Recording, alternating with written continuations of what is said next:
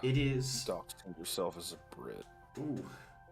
Ooh, it needs to be a little bit closer still. I thought I got my green screen just right, but not so much. 1 second. Could you please not remove the yellow blocks when, like, that's why. But that doesn't make any sense, because they need to be blocked out 1-to-1. At the moment, Adhira cannot, like, the way that it was, there's... the other way around, Adhira with Clara. The yellow blocks? What are you guys talking about? This doesn't make any sense, though, because this is blocked out. Adhira can't ship with herself. Oh, yeah, which is why it's blocked out. That's why it's colored, right? That's how that's done. Yes, however, if you have both sides of that barrier available, then that means you have 2 places where Adhira gets shipped with Clara. As much as then this is definitely not the best way to do it. As much as I appreciate the importance of the shipping Excel chart, that's not how I thought we'd start, but fair enough. I'll just do the briefest summary. Last session was first session. You guys were introduced to your tutor. He was somewhat honest with you about the situation that your class is in. You found out that there might be something political sort of motivating the weird start time of your class and the fact you're an odd-sized class compared to the others as well. You met some of the year 2s that you'll be sort of staying with, and mostly it was just you guys getting used to the essentially getting used to the school itself. You've been told that today you will be sparring against one of the classes, which you did do a little bit of recon on. But right now, it is early in the morning. Either you're waking up, you know, as per usual, quite early. Otherwise, you are awoken by sort of a knock at your door. An unfamiliar voice saying, be up and ready as soon as possible. Most of you, you slept in your rooms for the first time last night. I don't know whether you found that to be a comforting thing or whether it's odd or strange to you. Dafer, there is in fact a giant drum kit that takes up most of the center of your room, which you've been promised will be removed by the weekend. And it is Thursday today, just so you know. I don't know if anyone has anything. I don't know if anyone has anything that they want to do this morning as they get woken up or either alerted to come out when they're ready to into the kind of communal area. I am reapplying my little gold accents and makeup. Mm-hmm. The one thing she does in terms of makeup. Yeah, sit in front of the mirror, reapply that. Out of the team, how do we find out who snores the loudest? I think deep down we know it's Dafer, but I'll allow you to discuss if you wish.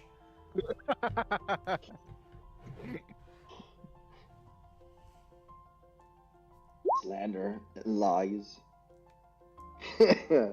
Nobody has provided any evidence so far.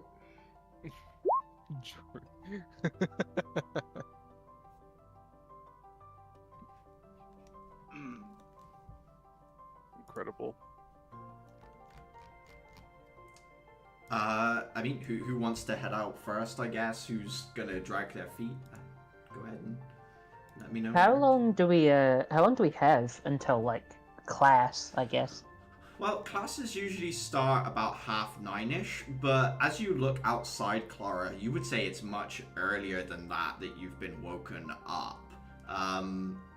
I guess if you want to tell exactly when, you can give me a survival check, but there's no clocks or anything that you can see around you that would let you know. I'll give it a go. 16? You think it's closer to 7 a.m. right now? Sam, Yes. I know the exact. I always know the number of hours left before the next sunrise or sunset. I guess, yeah, I How mean, many hours? if you also are taking a look, Dafer, you kind of look around, you would say it's probably closer to like 20 past 7, but 7 is about right. Okay.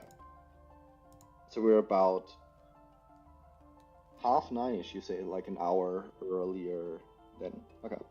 It would be what 2 hours 10 minutes, 2 hours 40 minutes early, or however you want to put it, I guess, or 10 minutes. Yeah. Sorry, I'm awful with clocks and time, but Okay.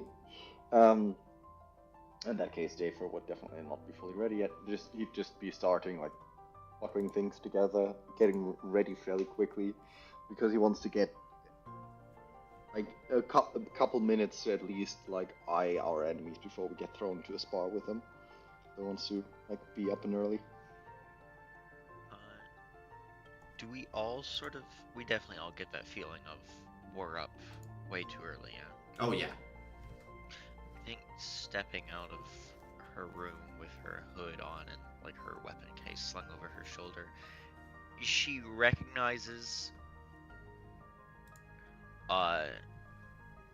the time.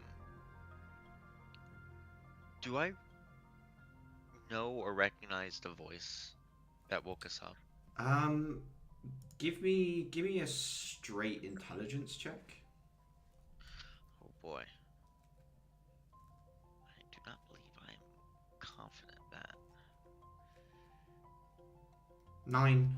It's like, it's not a voice that you're like, oh, that's completely strange. You just haven't had a lot of time with it yet, Adhira. So you're like, it's someone that I've met in the last like 48 hours, and then you think through the roster of individuals that might be, and you're like, this is all new to me. It's a little overwhelming, Adhira. You're just, I don't know.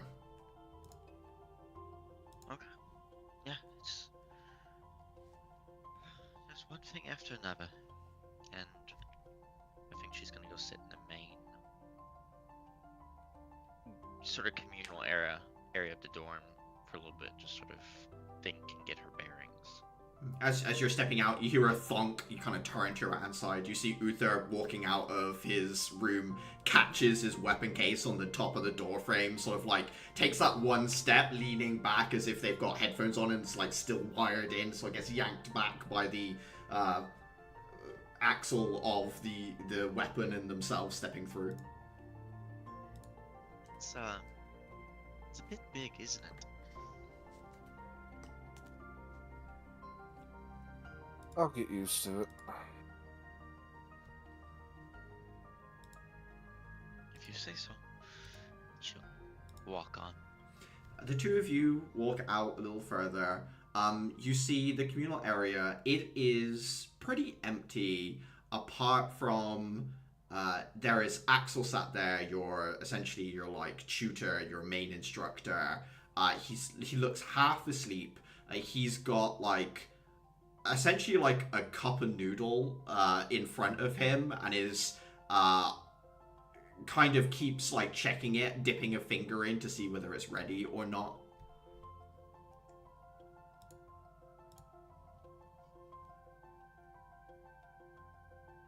He looks to be wearing the exact same clothes as he was yesterday as well, you do know. Same shirt, same duffel coat, same trousers, everything the same.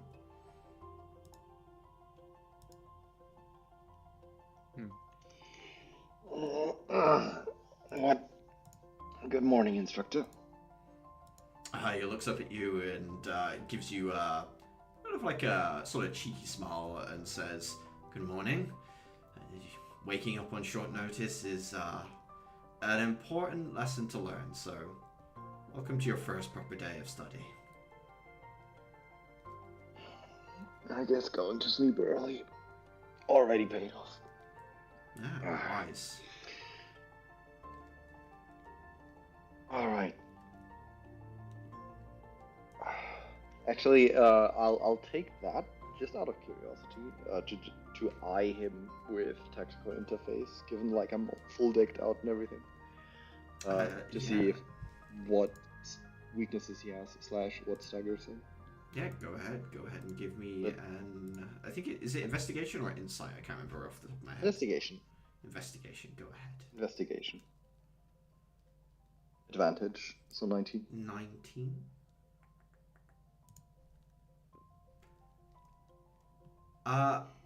Looking at him, you detect that his shell would basically overload if hit with essentially radiant damage. Seems to be the evidence that you're getting. He would not do well if hit by something pretty hefty radiant damage. Okay.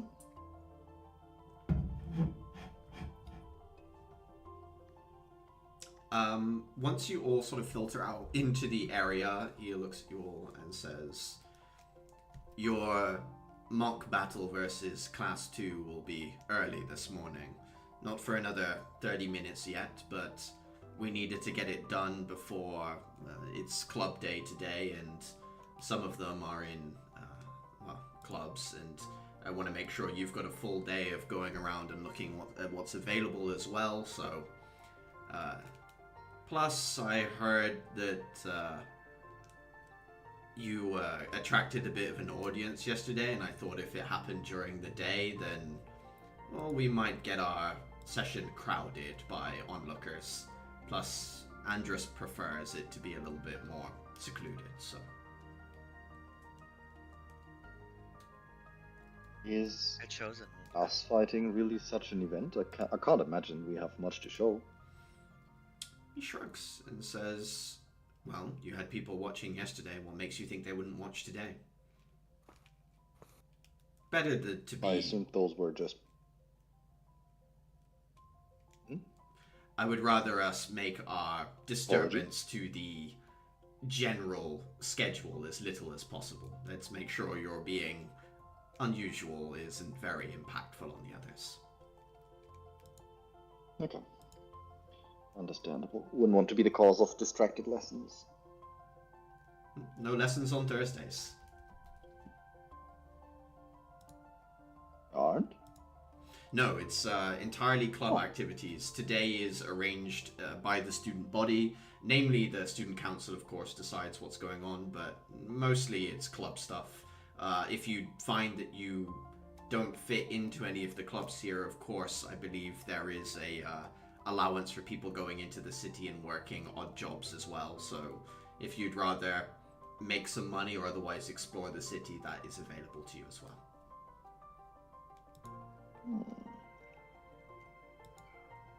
Yeah. No. I don't have the time yet to recruit materials. I wasn't aware yet. Do any of you have questions about today's match before we leave and head to the area where we're going to be undertaking it, or are you pretty confident?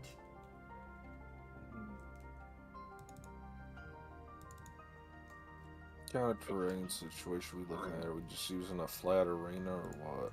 It'll be a flat arena. There's a training area out by. There's a copse of trees within the walls that I find to be particularly comfortable when I need to get away from everything here. There's a flat area next to it that will do just fine. Is ring out count, or are we going for points? I think we'll go until last man standing, as it were, and if your shell runs out of energy, you're out of the running. Okay. No need to hold back, but I'll say that again when we get there. I'll make sure that no one gets seriously injured, so just show me what you can do. Nice to know what I'm working with.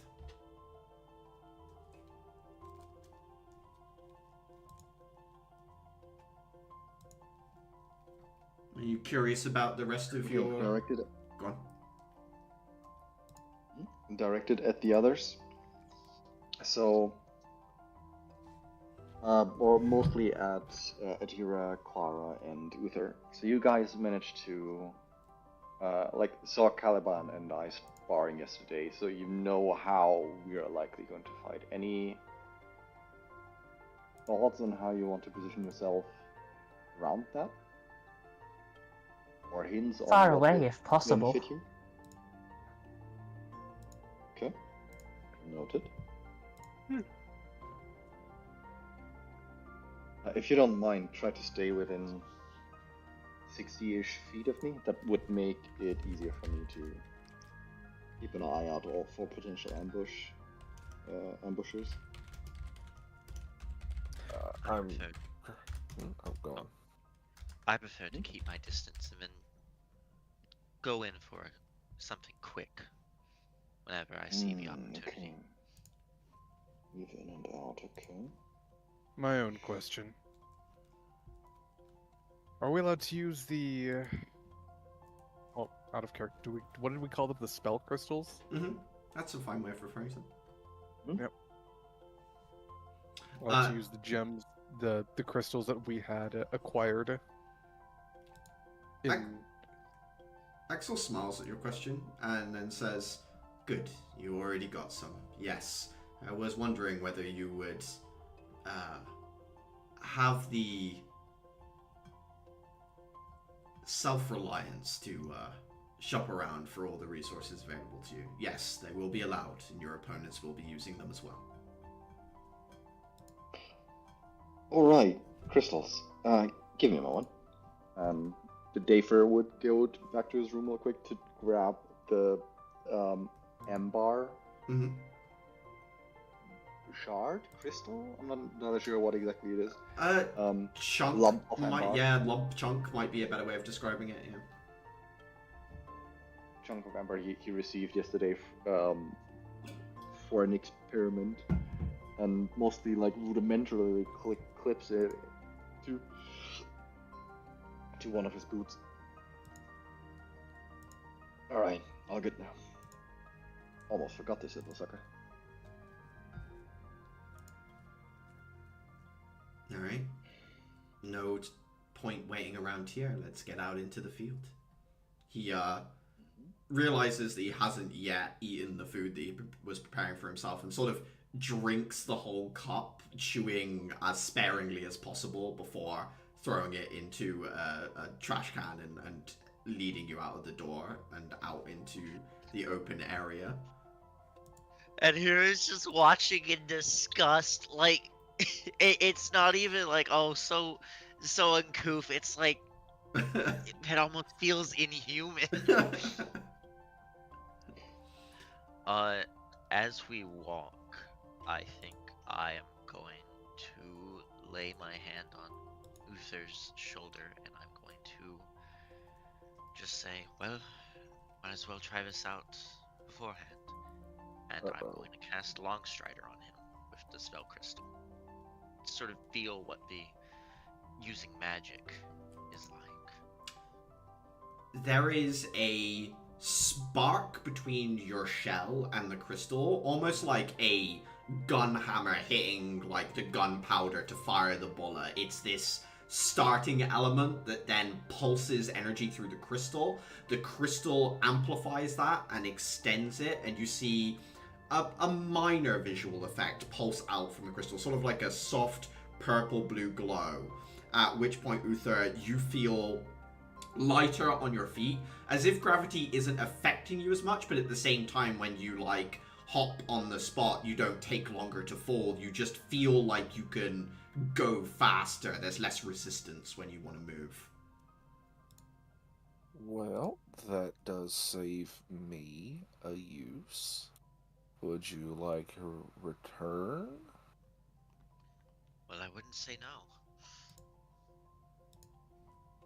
And just while I'm being touched and given the long strider, I'm just going to casually just activate it and just use that touch to send my own long strider through. There's a pulse of energy one way and a pulse of energy the other, and the two of you, your walking speed just like increases that little bit, so you start drifting closer towards the group without really realizing. The two of you, like, just your natural pace slips forward by like a mile per hour. You just like begin moving a little lighter across the ground towards everyone. How long does that last? It lasts for like an hour, so we're Oh. good. Yeah, no. I was looking at something else. That's a different effect. I'll have to save that one for a little closer to. The young woman smiles and says something in a language you don't immediately recognize, but you can sort of glean the meaning as a thanks or appreciation. As you're getting closer to the area that was described by you, you can see already there is the sort of golden-haired boy with his scarf up. Even though there's not many people around, still has it up to sort of his nose with just the eyes showing. He's sat on a picnic bench. Looks like he's got a small pocketbook and is reading that off to one side.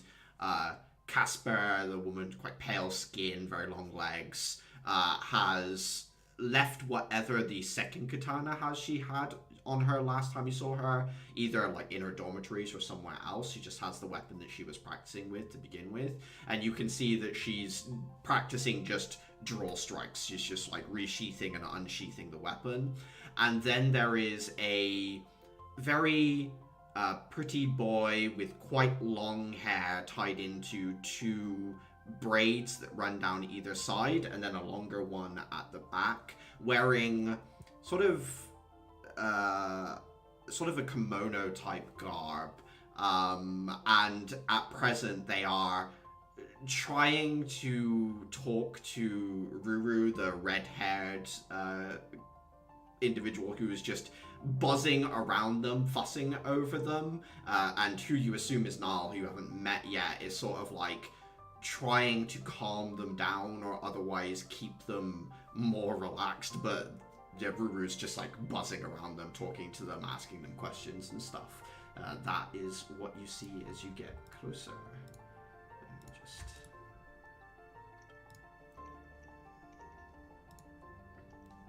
should see them now.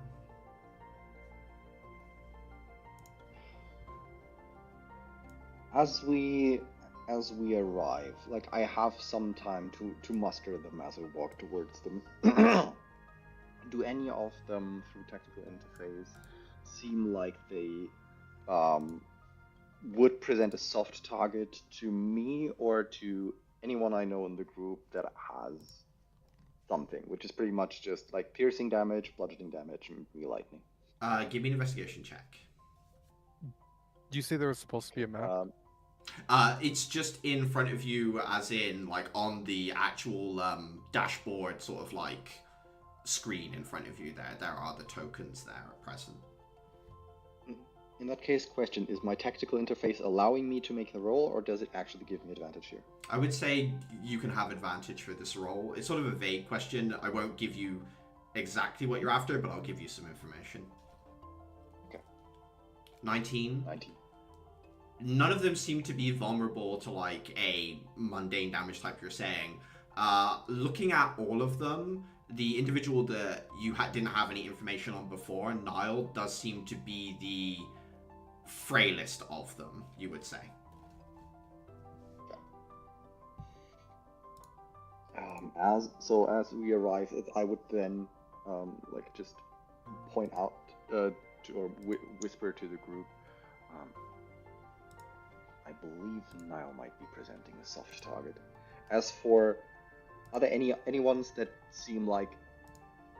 Actually, I think Caspar, like even without an investigation check, just given the fact she has two swords out and everything, seems like the kind of, I can hack you to pieces in very short amounts of time. She usually has two swords. You know that she never drew the other one before. Today she's only got one sword on her.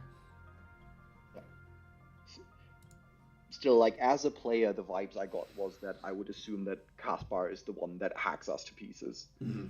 The others, I feel like we haven't received any impression on how they will be on the battlefield, but Caspar, just by virtue of, like, being the lithe swordsman type that we have seen do swordsing, or the others have seen her do swordsings in action. I don't know, seems like the more dangerous one. Dave, at least I'll say.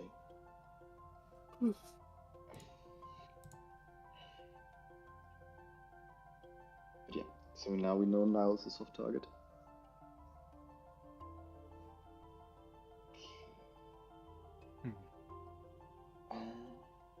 They react to our arrival? Yeah, they look up. I think it's Casper who sort of steps forward towards the group to say good morning. The rest of them, Ruru is probably still not noticed you, is still fussing over Nal, and Nal is sort of trapped there by that. Andrus gives you a nod, but Casper steps forward and says, good morning. Sorry, I didn't know it would be this early when you talked to me yesterday. Axel kind of came by late at night last night to let us know. He could have let us know sooner if he had just felt like it. Axel shrugs and says, I thought you'd be asleep. Why wake you to tell you I'm going to wake you up?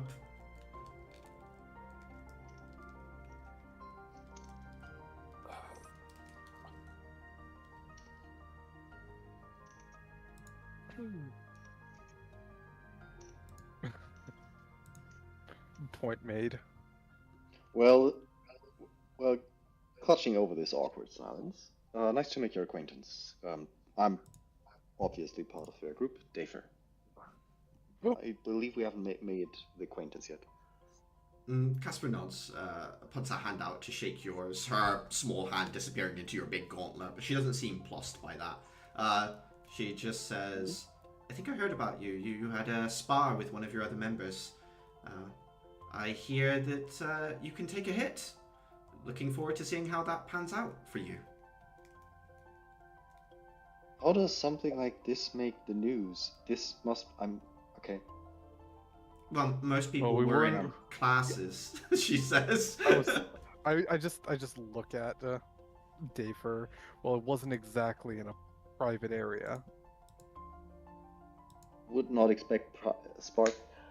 How do you guys deal with spars here? How are they that extraordinary? If you learn to just defend yourself wherever at one point in time when you have time, like. Oh well, most of us spar. spar. It must happen. Most of us spar all the time. It's not every day you see someone spar for the first time, and during everyone having history lessons. I mean, if myself and Andrus were to spar, well, no, that's a bad example. If myself and Ruru were to spar in public, then there wouldn't be much of a fuss, but yeah. Enjoy it. You're a novelty. Lessons, like... I mean, I would have just assumed that I was more interesting than the history lesson, so that one I can understand. Andrus shrugs and says, yeah, some of it's okay. Stands up and walks over to the group, pockets the book, puts his hand out to you as well, Dave, for as you're the person who offered it to Caspar, and says, I think we'll be on the front lines together, so let's try and get along. Okay, Sam, that's Andos talking, right? Yes, it is, yeah.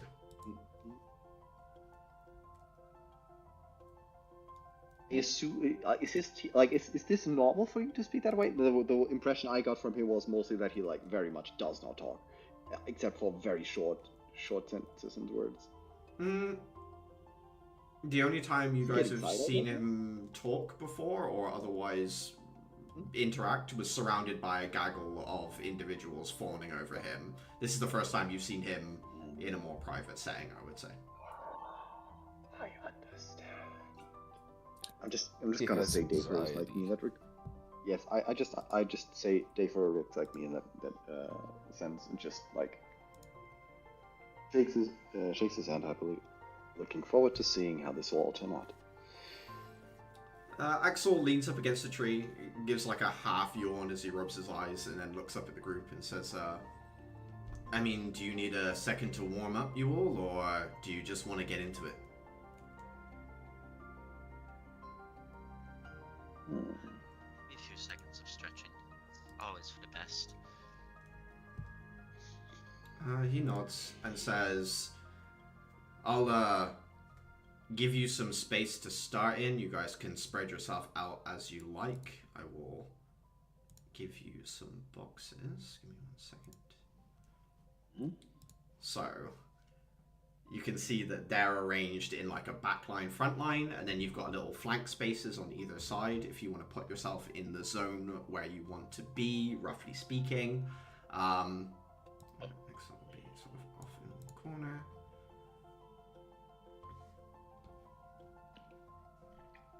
And I don't know if there's anything in particular you'd want to do before the fight kicks off or not. A couple burpees to warm up. Like 3 sets of 10, and after that I'd be good. I think, Dafer, the way you've set up your max HP with the 45 in brackets has muddled with the bar showing up for other people, just so you know. You might have to find another way of storing that. Okay. Yeah, we can't see your bar. There you go. Okay, just fix that one. Let's see, where do I... There, okay. Where should I place myself? Anywhere in the lower set of boxes. So you can either be off to the flank like Adhira is, or with the group you can see Clara is at the back line, Dafer is at the front of your group, and then Uther is sort of like in between that off to one side.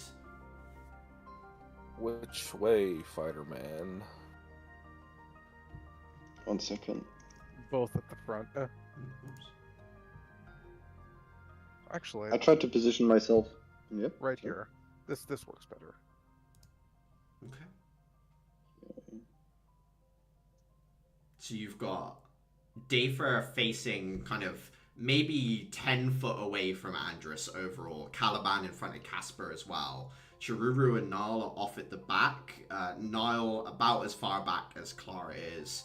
And then Chiruru's like a little bit closer, maybe 40 foot away from Dafer in total. Adhira sort of separates from the group a little bit more than the rest of you. Seems to go off on her own a little in the wings over there. Keeping an eye on the fact that Niall is currently the hardest for me to reach, but that seems like it should be okay. The second I get any kind of indication that there's like some kind of trigger about to happen, I'd like to trigger my overload preemptively, in a sense. You want to try and rage before the fight starts? Is that the sort of... Okay, give me 1 second. In which case, I'll need an insight check from you, Dafer, I think. Okay. 9. Yeah, unfortunately, you're not going to be able to read Axel well enough in order to get that off. So instead, we'll just rely on initiative to see as and where things go. In which case, let's get to rolling initiative. Oh boy. Here we go. Oh, that is painful.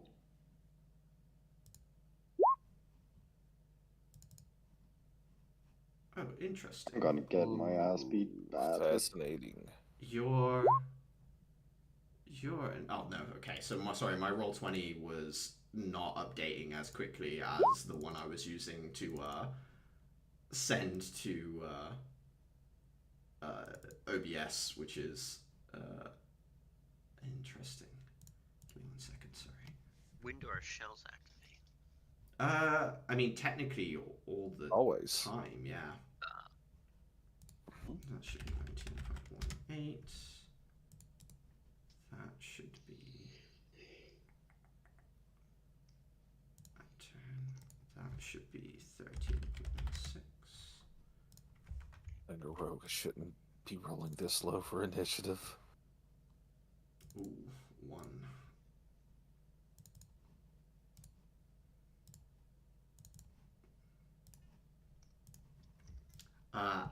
Adhira, I think you will have initiative. Give me 1 second to check everyone is on the list.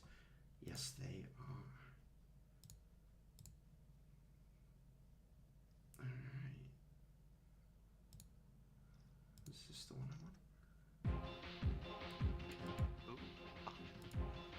I want? Adhira, Axel basically like throws a rock in the air. As it lands, hits the ground. Your turn. What do you want to do? Clad in her shell, which appears as a very amorphous green cloak, she is going to run forward enough here to get into range, and clutching her weapon, a curving scythe, she will throw it at Niall. Yeah, go ahead. Ranged attack. Natural 20 will certainly hit. I'm going to use a point of spirit to also make this a stunning strike. Yeah, okay, so first of all, I'm going to use my reaction to deflect missiles. So go ahead and roll damage.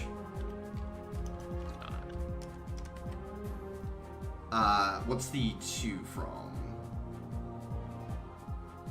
That is the my first level feature that I was able to choose from. Perfect. Okay, so that's 18 points of damage overall. Yes, that is acid damage on the 2. That's fine.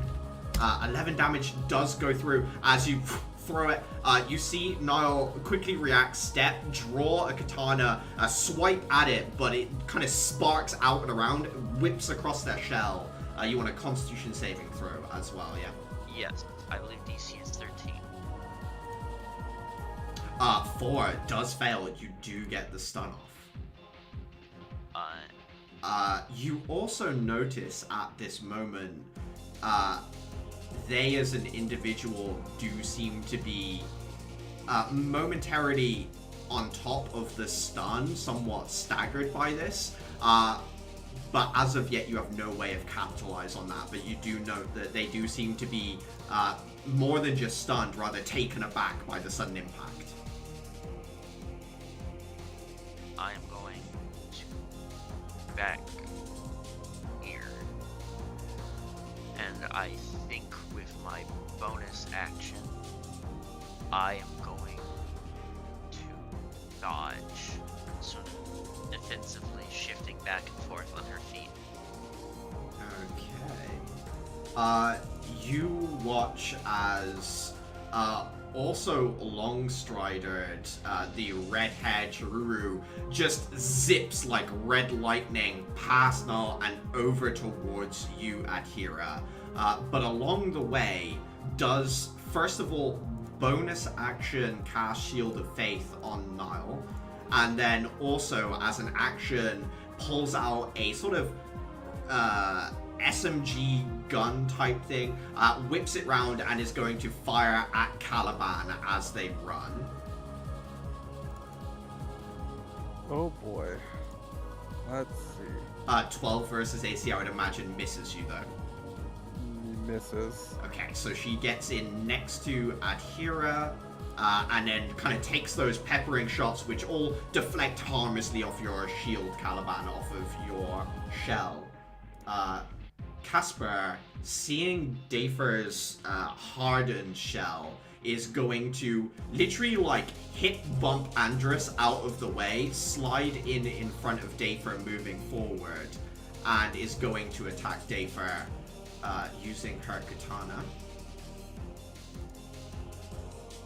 15 versus AC. And then she will action surge strike again. 15 again misses as first strike hits your raised gauntlet, second... Go on. I have 14. Oh, they hit, sorry. In which case, you take 7 damage half because she has armor piercing on her katana, so that's 3. And then 12 damage half. Did I get to rage? You didn't get to rage, no. In that case, I take full damage, no? You have armored on your shell, right? You have the armor facings? Oh, I do not. I No. have tactical thingy and anti-crit. Oh, apologies. In which case, it's the full 19 points of damage that goes through to you as she strikes you twice with the katana.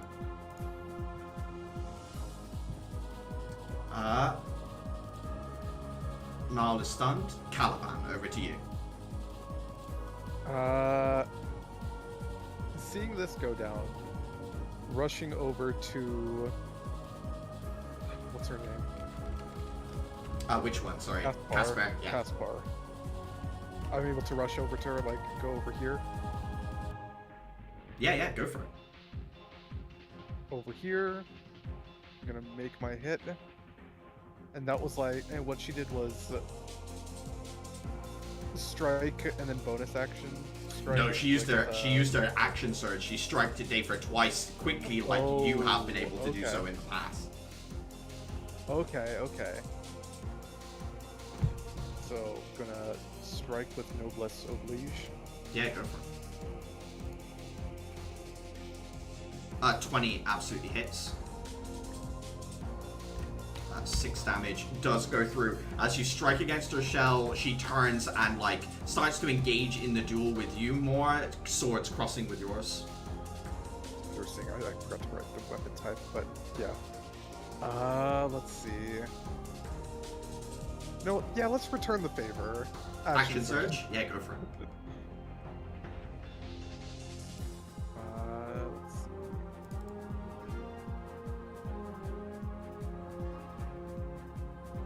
13 I assume- unfortunately does not go through now. Okay. Well, I'm gonna stay engaged. Okay. Uther, you see Caliban does get in there, gets one good hit. Eventually Casper does recover from the sudden offense of Caliban and manages to block with her blade. Roughly how far would they be?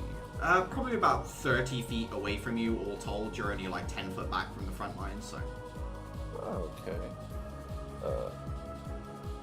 Uther's just gonna kind of reach into his weapon case, just pulling out this giant-ass katana and just slip his mask onto his head and just dash behind Caliban and make one good slash. Make it count. Tell me about it. Can I roll above a 10 today? Don't put that out into the world. Fucking nope. You take this weapon that you're still not used to, Uther, and Overextends. Yeah, super swing with it, which sort of leaves you unbalanced, and Casper's very easily, like good footwork, manages to move around it in a circle. Anything else? Yeah, give me 1 second. We're just going to do a quick little cunning action disengage and just slide back. Okay, putting a little bit of space in there. Clara. Okay. Think about the order of this. Yeah, cool. I'm gonna do bonus action first and use steady aim to give myself advantage. And I'm seeing a lovely direct shot here. Yeah, I'm gonna take that. As Ruru dashes out towards Adhira in a defensive stance, taking the shot, go for it. 20 hits. Lovely. It has 8. I do have armor piercing if that matters. It doesn't matter. Do you also get sneak? Oh, I do, because I have advantage. Yeah. I forgot to turn that on. And an ally next to them as well. All the reasons. Yeah. All the reasons. How much damage is my sneak attack? 2d6? Yeah, it I is. think so, yeah. For an extra 7. 7. You catch, like, Chiru is hyper-focusing on Adhira, and you just take the shot, boom, impacts into the side. I do need to roll for concentration as well. 9 fails concentration. The protective barrier that they put on their stunned ally does drop. Perfect. Use my bonus, that's my main action, and I can't move because I've used steady aim, so I'm cool. Alright. Dafer, you've got taken a pretty heavy hit before the fight really set off. How do you want to keep going? I mean, I'm basically staggering a couple feet back a couple steps back as Caliban helps me like gain some breathing room, Yeah. which I very quickly use to like focus on how to redeploy my shield intensified where I need it, and triggering my overload. So now I have that going for me.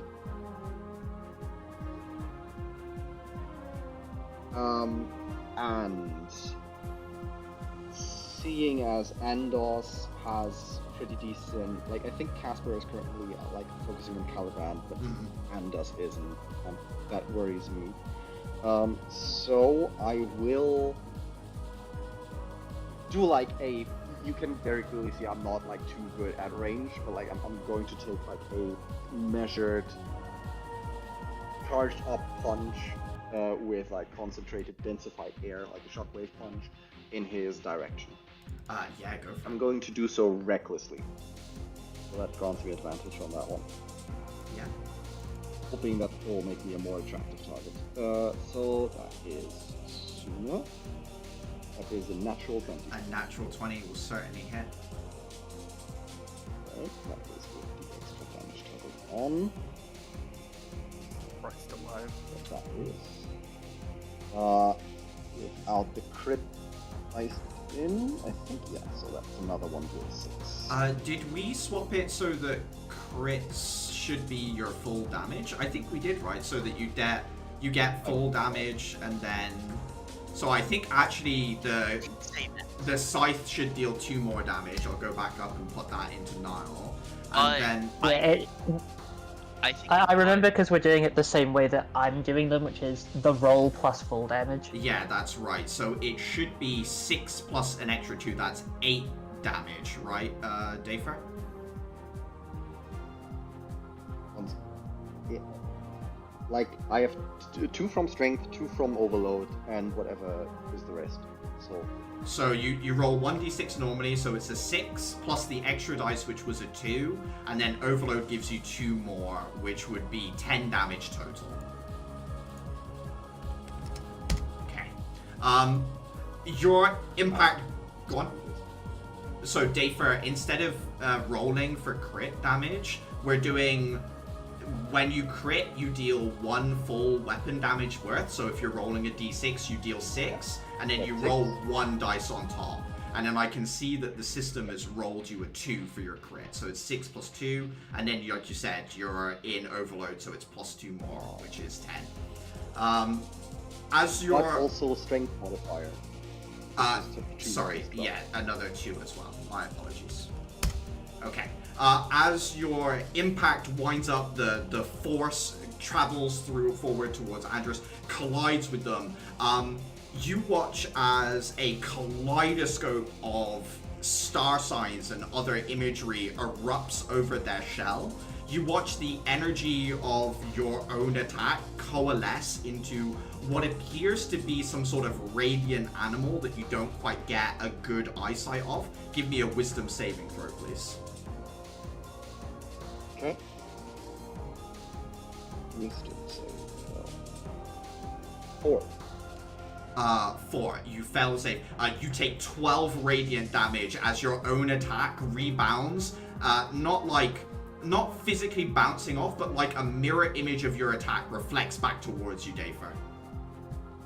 Okay. I mean, does he take damage at all? He did take the damage as well. Okay.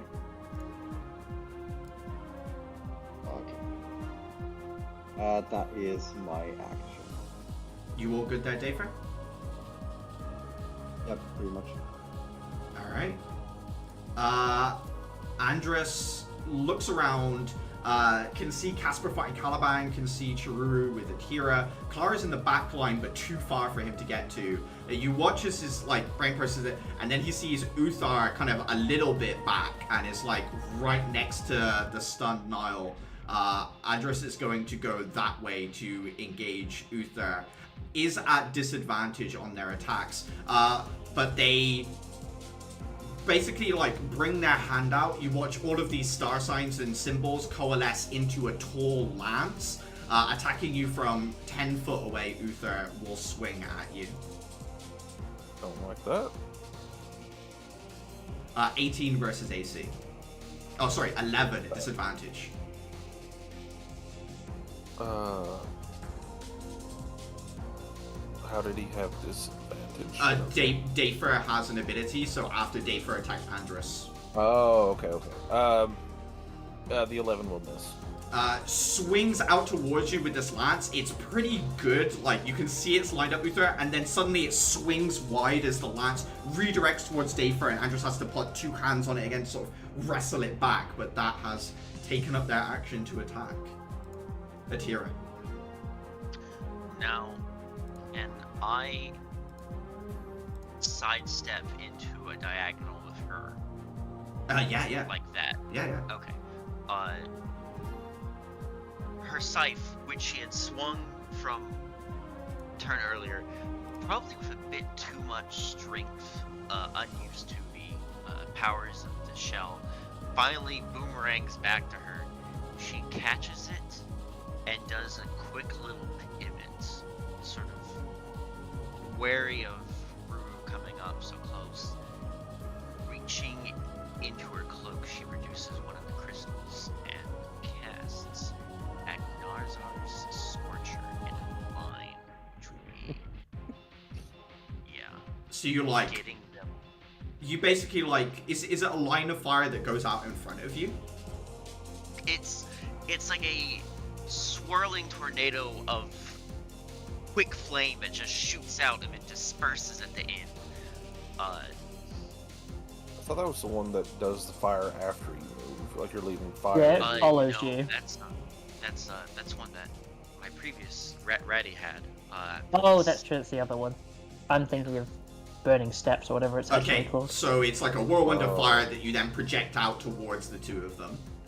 Yes. Alright. Dexterity saving throw. First 3d8 damage on a fail save. First true. Fails to save, I think, 12. Yes. And as you know, Nal is stunned by your own action. Will take the damage regardless. Can't make dexterity saving throws. Right. 3d8 fire damage coming right up. Wow. Incredible roll. Oh! You watch as Nal stunned, and then literally like Adhira, the amount of energy that pulses from your shell, like you said, you're not used to it. You slam so much force into this crystal, the tornado rips through. Nal is knocked out of the fight, unable to do anything, as you lock them down quicker than the other team was expecting.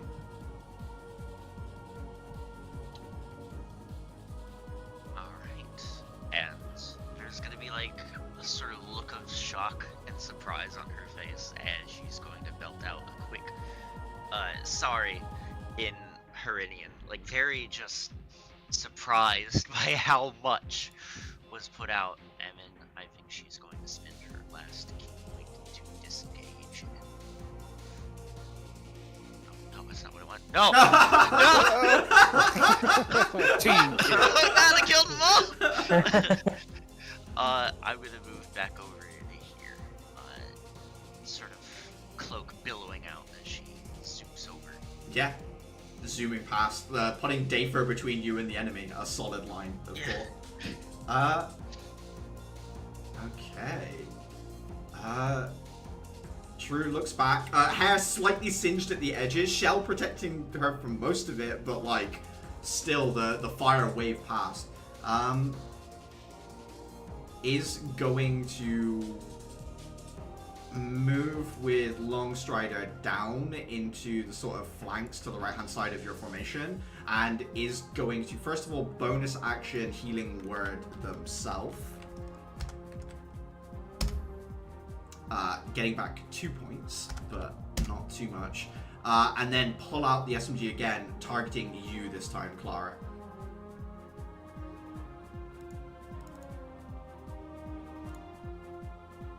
Shit. 25. Is that a question or? I didn't. You could have had shield or something. I did nothing that would bring me even close to 25, unfortunately. You watch them load a special clip of ammo in as well. As the bullets rush towards you, they detonate just in front of you, and shards of like blackened almost like mist and smoke impact into your body, and all of a sudden you feel a pain behind your eyes, like a shooting migraine as well. You take 7 piercing damage, and an additional 5 psychic, and Clara, you are blind beyond 5 foot away from yourself. You can't see further than 5 feet away from yourself until the end of your next turn. It's a lot of things all at once. It is Casper's turn. Yeah, Caliban's too much on the offensive for them to turn and attack Dafer right now, I think. I think Casper is going to focus on swinging back at you, Caliban. She crouches down. You feel a surge of energy from the shell into her weapon as she's going to bonus action Fighting Spirit and will attack you at advantage. Natural 20 does go through. That is 21 points of damage, Caliban, in a single strike as she charges up and slams it into you at full strength. Well, I think it's about time I use one of my spells. Yeah. Hellish Rebuke. Okay, dexterity saving throw from her in response. 13. My spell save DC is a 12, so she just barely made it. But does still take half damage as she backs off from the gout of flame. Let me roll the damage. Is it /R or R/? /R. Okay.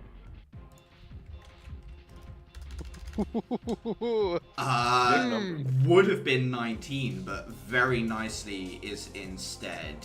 I think that would have to 9 damage, wouldn't it? Because it'd be, yeah. Okay, so 9 damage does go through. As yeah, they back off as quickly as possible, but Caliban, that rebuke does go through and does singe through the extra defenses they put up and then some. Anything else, Caliban? That'll be all for my reaction. Oh yeah, sorry. That was Casper's turn. Now it's your turn, Caliban. Apologies. All right. Let me just bonus action. Okay, bonus action. What's it called again? Second wind? Yeah. Yes. That'll be 1d10 plus 3. Good enough. Not bad.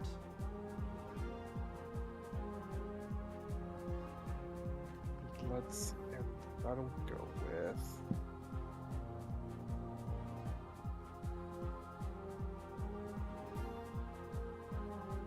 I'll just go with a normal attack again. Okay.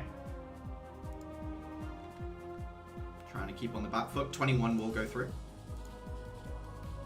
Another 8 points of damage, just scratching across the surface of the shell as you exchange blows, swords clashing, but occasionally one of your quick strikes makes it through the guard. Alright. That you happy where you stood, Caliban? That'll be all. Alright, Uther. Yeah, I'm just gonna slide under Caliban's sword, get right here, don't want to be within range of this dude much longer, and once more with feeling.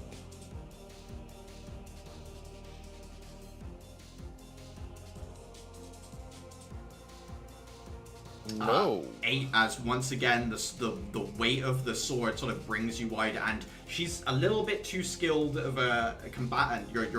You're telegraphing too much with the weight essentially right now. Casper is able to sort of duck or otherwise move around it easy enough so far, Uther. We will do a can't do that. Okay, we're just gonna stand here. Okay. I'm dying. Clara, your vision limited, you're having a rough time knowing what's going on. You can hear the sounds of combat, but seeing is a slightly difficult thing for you right now. Well, I'm limited by options, so I'm just gonna throw my chakra just vaguely in the direction I remember Ruru being.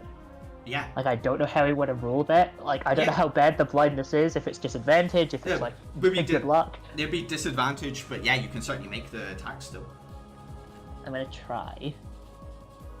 13. 13 unfortunately misses. You do hear the sound of, like, a block, or, like, metal on metal. You think you were in the right area, but it just kind of gets swiped out. That's fine. The real reason I'm doing this is because it's an attack. So I'm gonna expend a patience charge to enter stealth. Yeah, give me a stealth check. Hopefully, I can survive for another round. 14 is not great. 14, let's see. Perception, not skilled in it. 9, yeah. Drew does lose sight of you. In the brief moment that you sort of, like, block that, you kick up some dust from the ground, and yeah, they lose sight of you right now. Lovely. Is there, like, a stealthy... Oh, I'll be, like, in the dead of night. Happy with that, or? If I've got the... I'm gonna spend my movement and just move, like, further away. Yeah. Yeah, just move. I don't want to get too far, though. Gotcha. That's it. I'm good. Dafer. Seeing Clara disappear and Chiruru lose sight, Dafer throws away his course of action, which was to dash in between, and instead, for a really short amount of time, just like he hammers his two fists together and briefly is covered by like a very minor amount of like slight glow. I'm gonna expend 2 of my healing light die to heal myself for 2d6. Yeah, go for it. Not the best rolls, but... Oh, man. And then... believing in Zerging, Dafer... does start to charge down, Casper. So I guess he would be positioning himself slightly here-ish. Yeah, Casper under attack from 3 different angles as you move forward. Fully pulpit. So that is a punch attack. I'm not going to do this one recklessly, simply because I'm not. 14 does I think miss. that misses. Yeah, I don't have a bonus action. That's my turn. Okay. Casper doing well at keeping you guys in a line, trying to make sure that you can only really attack her one at a time. Moving very, very skilled between different strikes. But yeah, another piece of pressure added on. Andrus is going to move up next to her and is going to pump as much divine energy as he can into her. You watch as the shell, like, strengthens almost back to full even after your constant attacks on her. That is his whole turn, however, Adhira. Seeing everything grouped up and from a distance, something nags at Adhira, and she reaches in for her last spell crystal, clutched in the claws of her shell. She activates it and casts Wither and Bloom, centered on Caspar. So Casper and Andrus need to give me, is it Wisdom saving throws or Constitution? I can't recall. Constitution. It is Constitution. Okay, Constitution saving throw. 19 from Andrus, and then Casper is 12. So I think 12 fails. Fail. Yeah. Okay. Go ahead and roll for damage. 26 mark. Okay. So 8. 8 points of damage, halved to Andrus, and then the full damage to Casper. and then everyone else in the area that's allied can choose to spend a hit dice, right? I think it's one creature of my choice. Okay. So either yeah. Dafer or So Caliban. Dafer can roll. Is who I designate. As this energy hits and forms this dark green, almost literal mushroom cloud that goes off, and when it clears, there is this bright green fungus growing around Dafer's feet, feeding him energy. What's your spellcasting mod?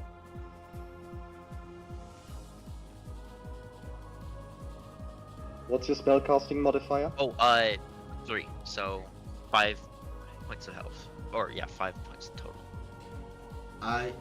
You also see that Andrus's constellations and other things wither as well. Certain stars blink out of existence, and you hear a whisper that shiver up your spine as a voice that is becoming more and more familiar to you, Adhira, says, "Destiny is a set of rules. You're not the only person that's ever going to fill all the requirements." And Andrus sort of looks across the battlefield at you, almost as if he heard that as well. There's like a connection that voice made between the two of you in that moment.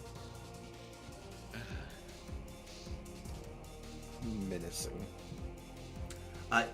I would say at this point, Adhira, however, this is the second time you've staggered someone. Go ahead and give yourself a teamwork point, even though as of yet you don't quite know what they're for. I'm gonna cherish it forever. Anything else on your turn, Adhira? That'll do it. Chiru has lost sight of Clara. Adhira, you're wreaking havoc on their lines. She's gonna close with you and is going to attack. This time using their shock baton club.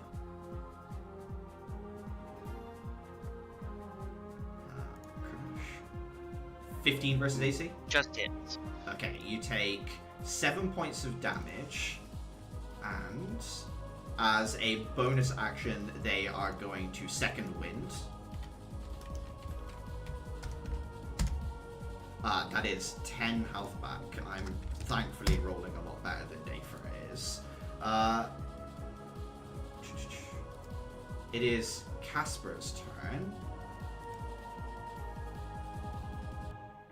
They are going to bonus action once again Fighting Spirit. And they're going to keep focusing on Caliban, trying to wear you down, Caliban, as Casper charges up another strike. 22 versus AC, Caliban. Hold on. Oh. Let me see. Of course. What does this? Just checking something real quick. And this, how much AC is that? Okay. I can react with shield. You can react with shield. What does that put your AC to? That puts it up to 23. 23. She will use reaction Mage Slayer, knowing now that you have spell crystals. She'll make a strike in response to your spell cast, but you do block that strike. 12 also doesn't make it through unless she has advantage. No, she has advantage on all attacks this turn. So natural 20 does strike at you, Caliban. God damn it. That's 14 points of damage that goes through. Oh, one health in a dream. Whoa. One health in a dream. The first strike lunges out, Caliban. You put the shield up, the crystal protects you. You see in that moment, she instantly resheaths and redraws the blade, smashes through the arcane barrier, and just about sparks through your shell, almost bringing you to like your knees. However, it is your turn, Caliban. Bonus action. Transforming my weapon. Your weapon shifts form. The blade, with, well, sort of through a mechanism, is shunted out of the way, revealing the short end of a barrel. With Gunner, I do not take advantage. Well, I do not take disadvantage when Mhm. fired within 5 feet. And I believe, I don't think it was ever clarified the damage for firearm weapons. It should I be. took the stand. It should just I be took the- D8.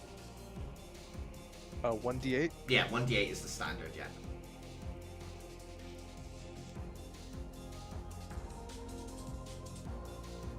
Oh, then it would be exactly the same. Yeah, yeah, should be the same. The default weapon's all 1d8. Okay. 10 misses as, yeah, it does cut the bullet out of the air even as you, like, point blank change it, take the shot. She just about manages to react in time, Caliban.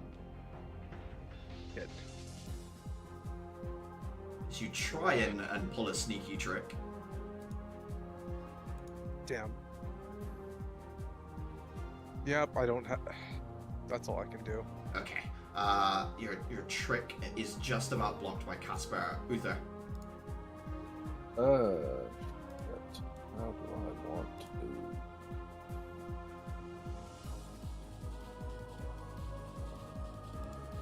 If I cast, I can't aim. Is my issue.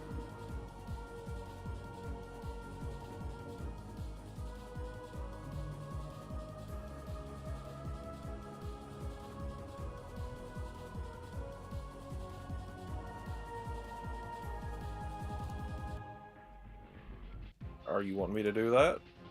Because if I do that, then I'll do. That's a suggestion. Gonna reach into my pocket, kind of flick out a crystal. I'm gonna cast Healing Spirit directly on where Caliban is standing. Okay, Healing Spirit. Does it take any So- specific form?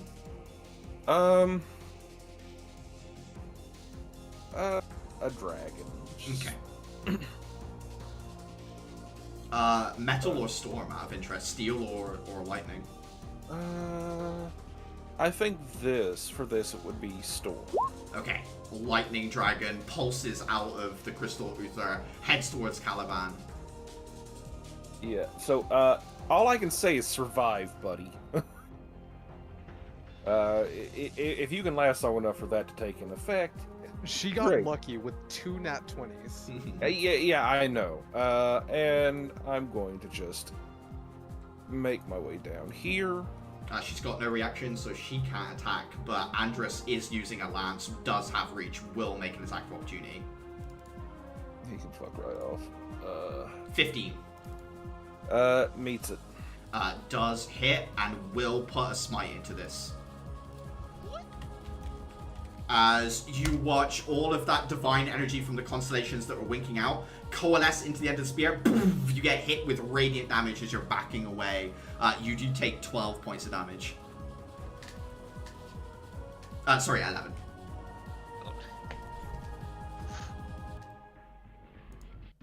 I could have done without that, and let's hope this one hits. Just big swing.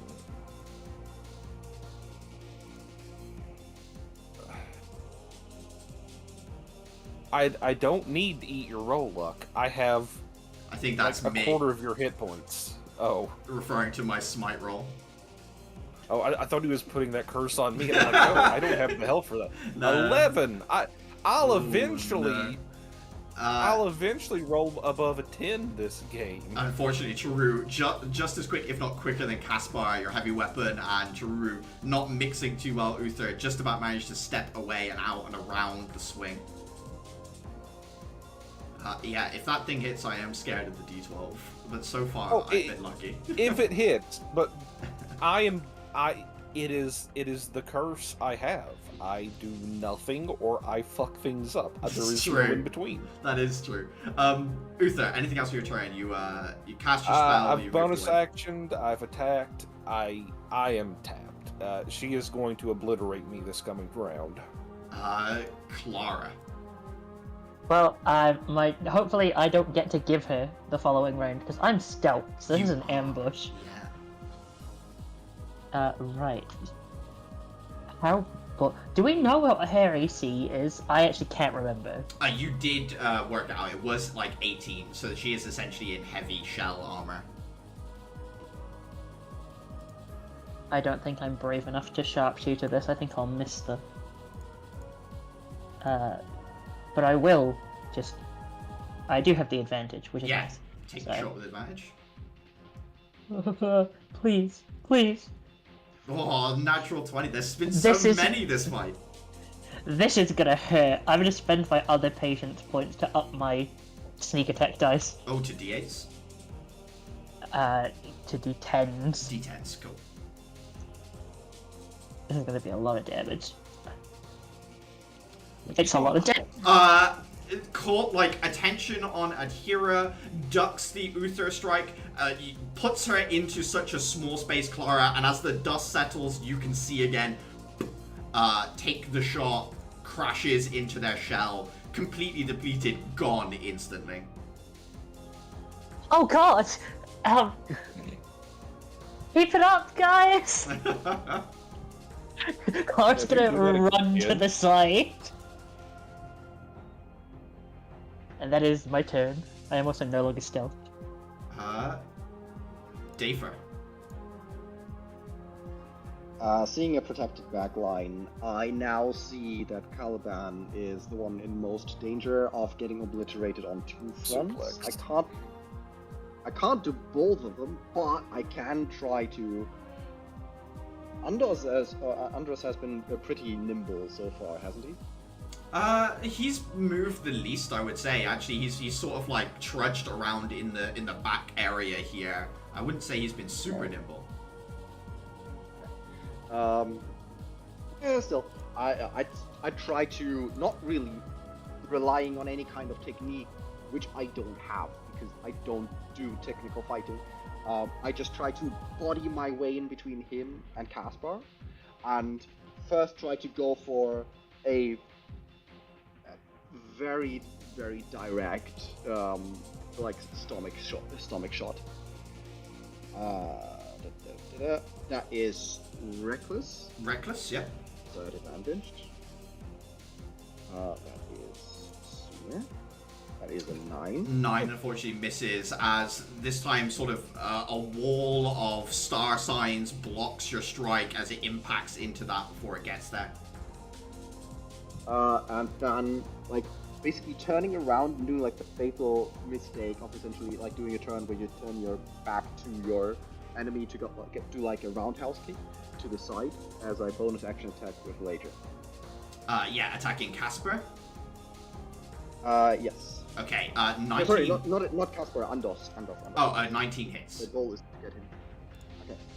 Okay. Case is 6 bludgeoning damage. I think, yeah, that's. That should be 8. It's not counting my rage damage for some reason.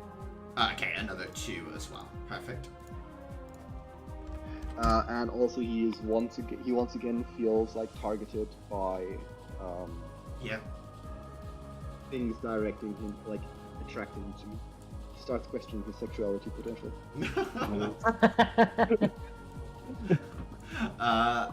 Okay, so his weapon is sort of magnetized towards you. He has to focus on you with his attacks. Anything else, Dafer? Other than that I keep distracting him, not much.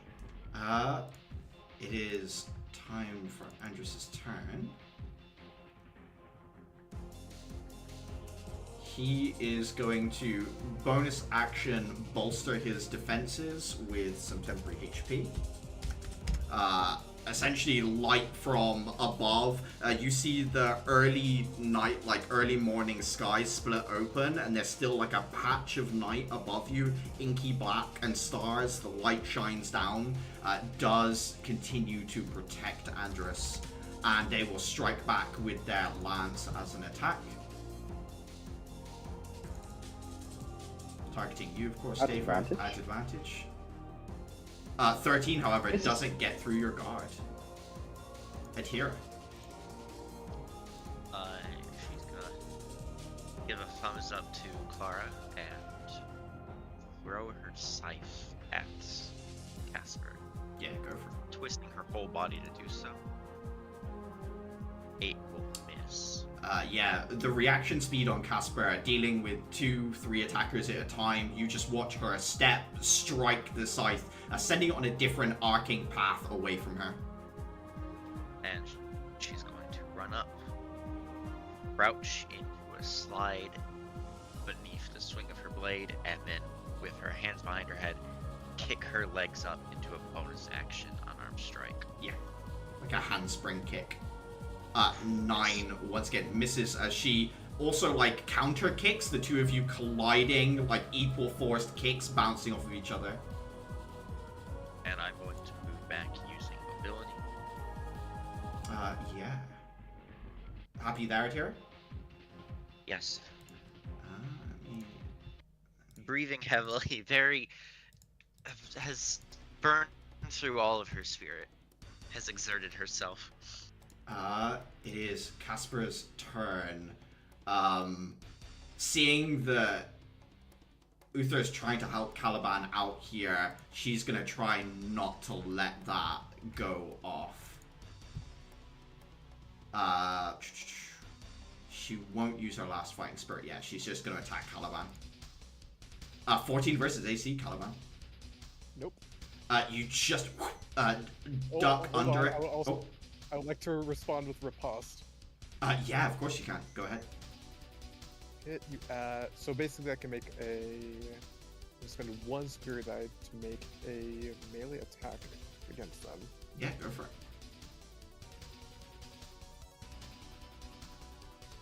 17 just misses as she, like, you duck her strike, repulse, she sidesteps yours, the two of you pushing past each other, circling around and returning to the initial spot where you started, essentially like just winding around each other. Fuck. Okay.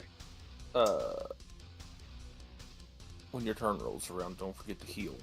It is your turn now, Caliban. I already used my second wind. No. Go on. Healing Stand spirit in is healing you're spirit. literally standing on the zone of healing spirit. You get a Alright. D6. Okay. That's Oh wait, hold on. Until this, when you are a creature, you can. Hinder, is this the spirit itself does it, or do I have to actively tell the spirit to do it? Because it says no action required. Give me but I 1 don't. second. Until the spell ends, run through your creature moves into the spirit space for the first time, or starts its turn. No. But it says They- you can cause the spirit to restore. I think that just means that if an enemy steps into it, you Okay. can choose to not. So basically, no Alright. action required. Caliban gets back a D6, or I think Excellent. Okay, good. that's how I read it anyway. I like your reading. We're going to go with that. So is that 5 health back to Caliban?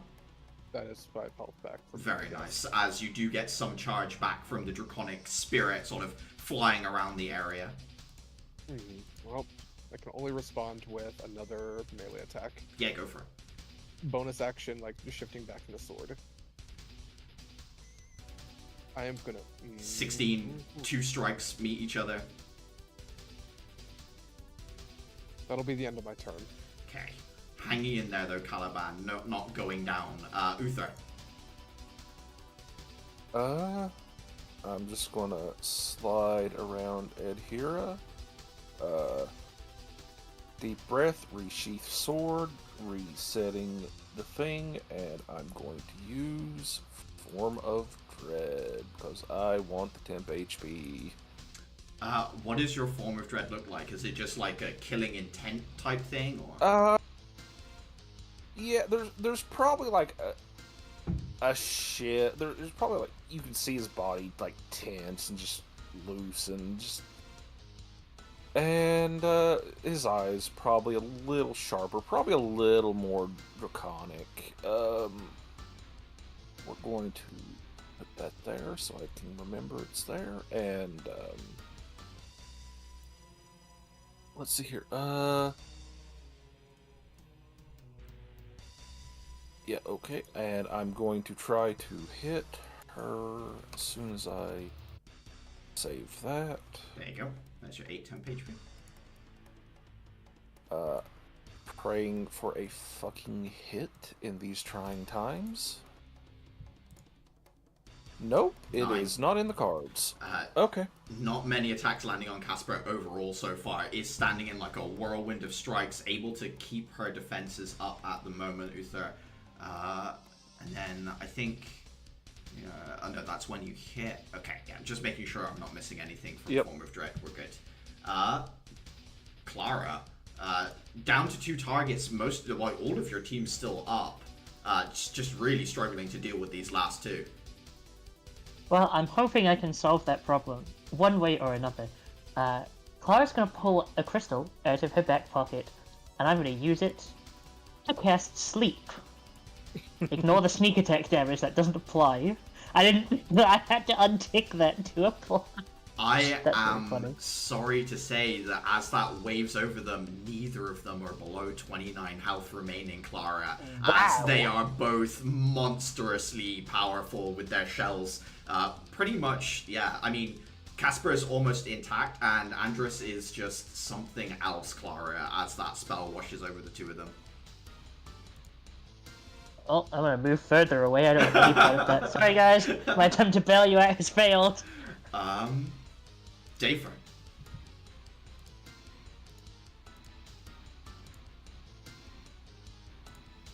You might be muted, Isaac. Staying right where I am, interposed between Andros and Caliban in the hopes of that he does not manage to take him out. I will keep trying to distract Andros for the most part. I'm gonna recklessly try to go for an uppercut. Yeah, go for it. At advantage. 19 hits, yes.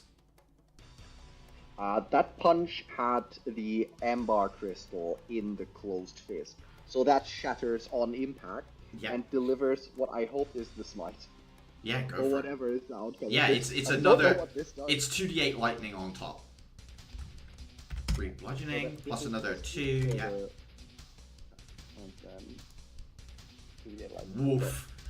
The amber unloads. There is a cracoom as lightning pulses from the cracked crystalline substance. It sort of shatters and sparks everywhere. Dayford, you notice that Caspar in particular shies away from that as it goes off. Andrus very heavily hit, not looking nearly as great as they were a moment ago.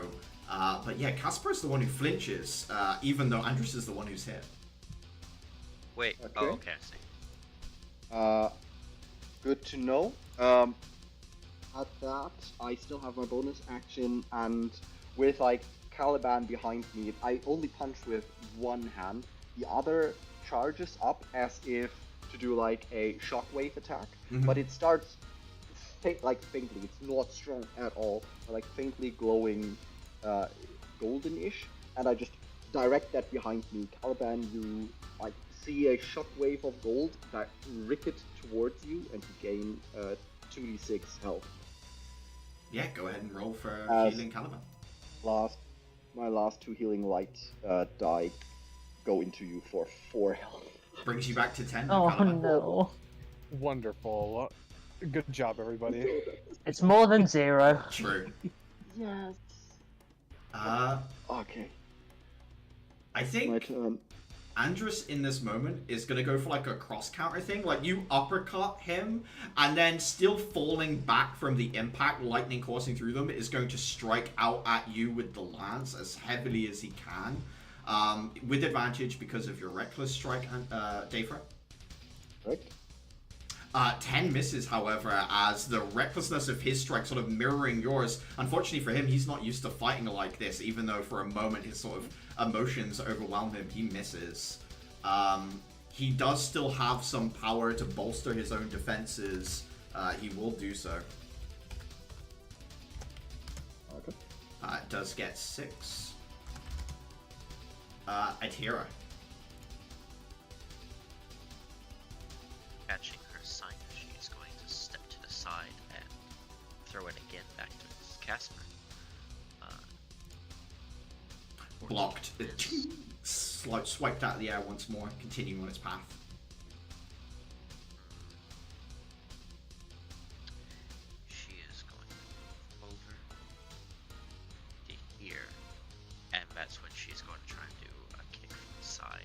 Yeah, go So, for it. unarmed strike. 8 misses too. She will back up. Yeah, mobile letting you once again dip out of the area. That is my turn. Casper, looking around, looks over at Null, looks over at Ruru, will use the final fighting spirit and will try and once and for all take Caliban out of this fight. Let's fucking go. 24 versus AC. That's gonna hit. Literally just enough put into the Wait, strike. Hold on. Oh. Hold on. Reaction. Yes. Parry. It reduces the damage. It is when another creature damages you with a melee attack, Yeah. you can use your reaction and expend one superiority die to reduce damage by the number you roll on your superiority die plus your dexterity modifier. Go for it. Alrighty. And I use 1d8 plus 3. Reduced by 8, you take 2 damage as at the last second your weapon comes up and just deflects her strike away from you. You remain standing defiant, Caliban, and it is your turn. Let's fucking go. She uses her samurai shit. I think I will do the same. I have another superiority maneuver. Yeah, Fainting attack. go for it.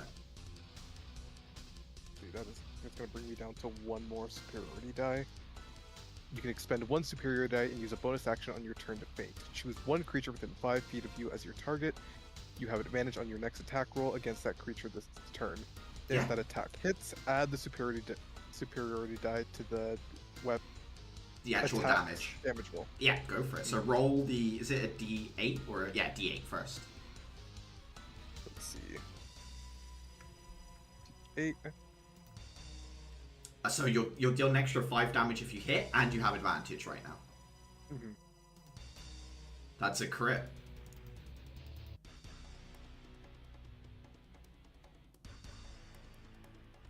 So maximizing damage, you said? Yeah, so that's 11 plus another 3 is 4, plus another 5, which is also doubled because that's a damage die that was rolled.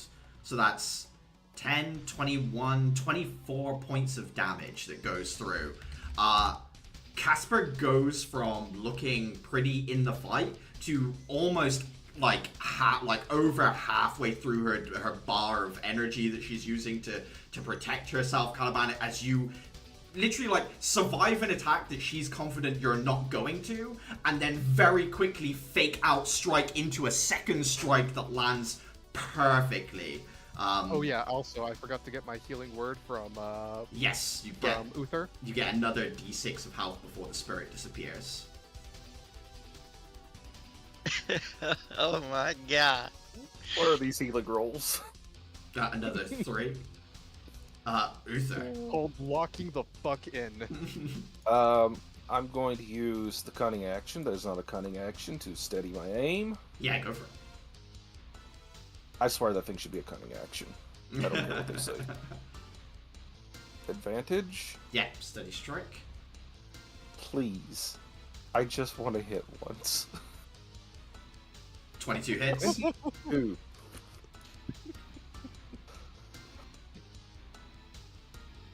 And let's see the damage. That 8 did not damage. roll my And sneak got attack. sneak as well, yeah. Why did... That was not the sneak. Sneak attack is ticked. Why did it not?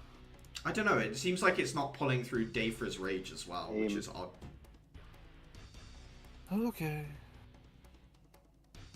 Slash R 2d6 or something. Yeah. Yeah, I know. I'm just... Another Wow. 6 There you go. on top. She very much could not take another hit like that. Both Casper and Andros looking low. Casper more so than Andros after only 2 real hits going through here. Both Caliban and Uther landing solid ones against her. She owes me a wisdom save. She owes you a wisdom save as well. Does she also take necrotic damage on top? Isn't that something that...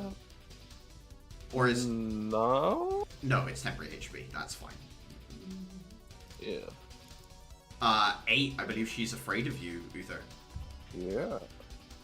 She has disadvantage on anything other than you and can't move closer to you.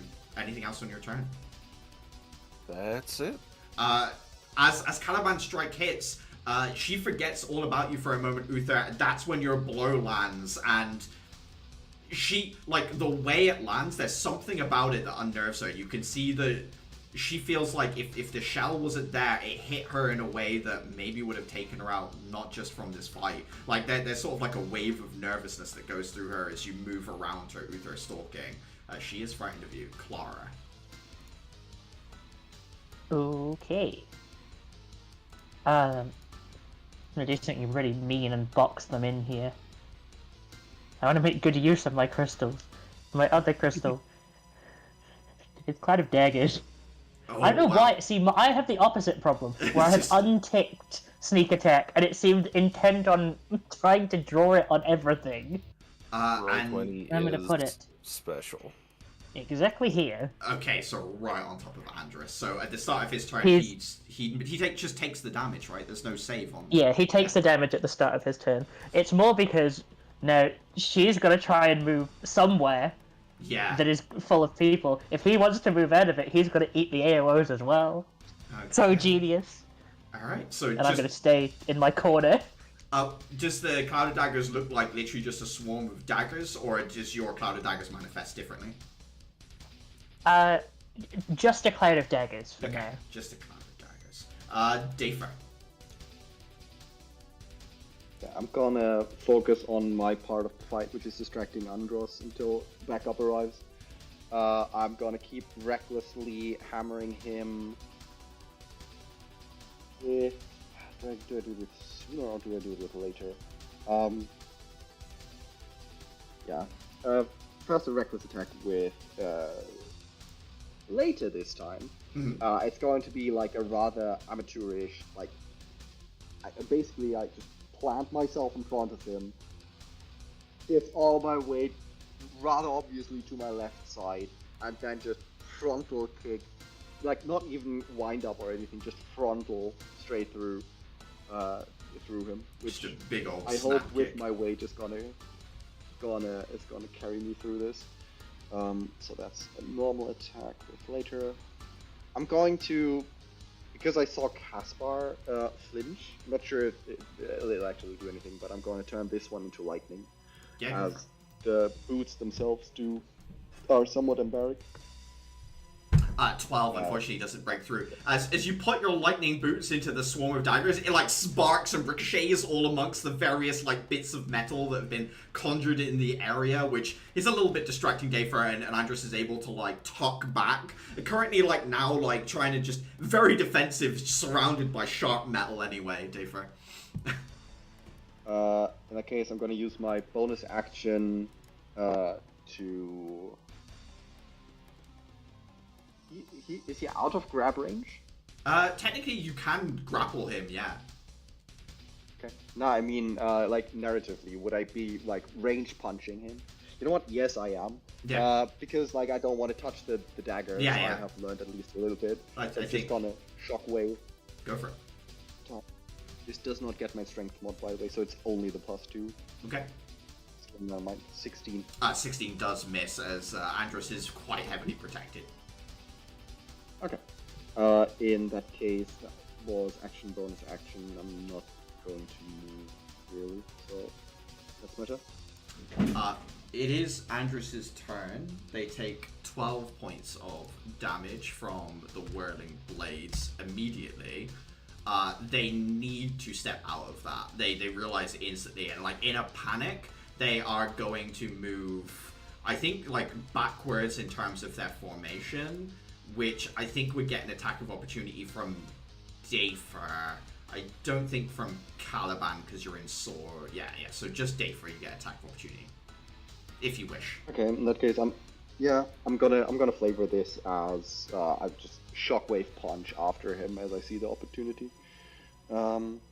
Or rather, not at the opportunity. I'm not good enough to actually see opportunities. You're I just just throwing see attacks, him yeah. through the daggers. Like he leaves the daggers, and I finally have like a decent sight on him.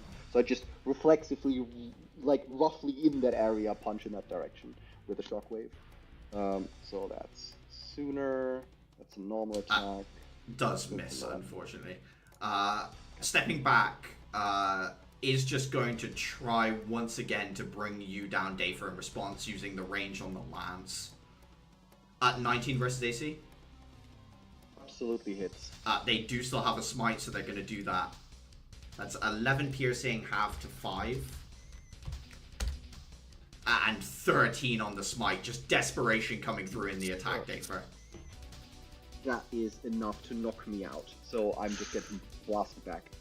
Dafer gets just blasted back, sort of rolls across the ground. You see the indomitable shell-like energy just dissipate as finally Andrus manages to bring Dafer down after trying over and over again. Atira. Talking is a free action, right? Yeah, you guys can talk. So, Adira, focus on that guy. I got this one. She turns and seeing Dafer go down, she is going to spin and throw Comson out again at Andrus. Yeah. Blocks it. And she is going to run up and just throw a punch. Yeah.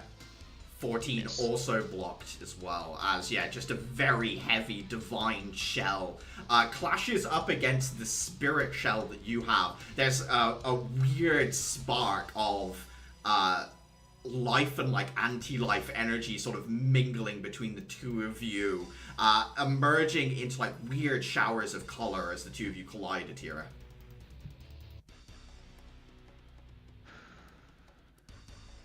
And she is going to take a deep breath and push herself back. It is Casper's turn.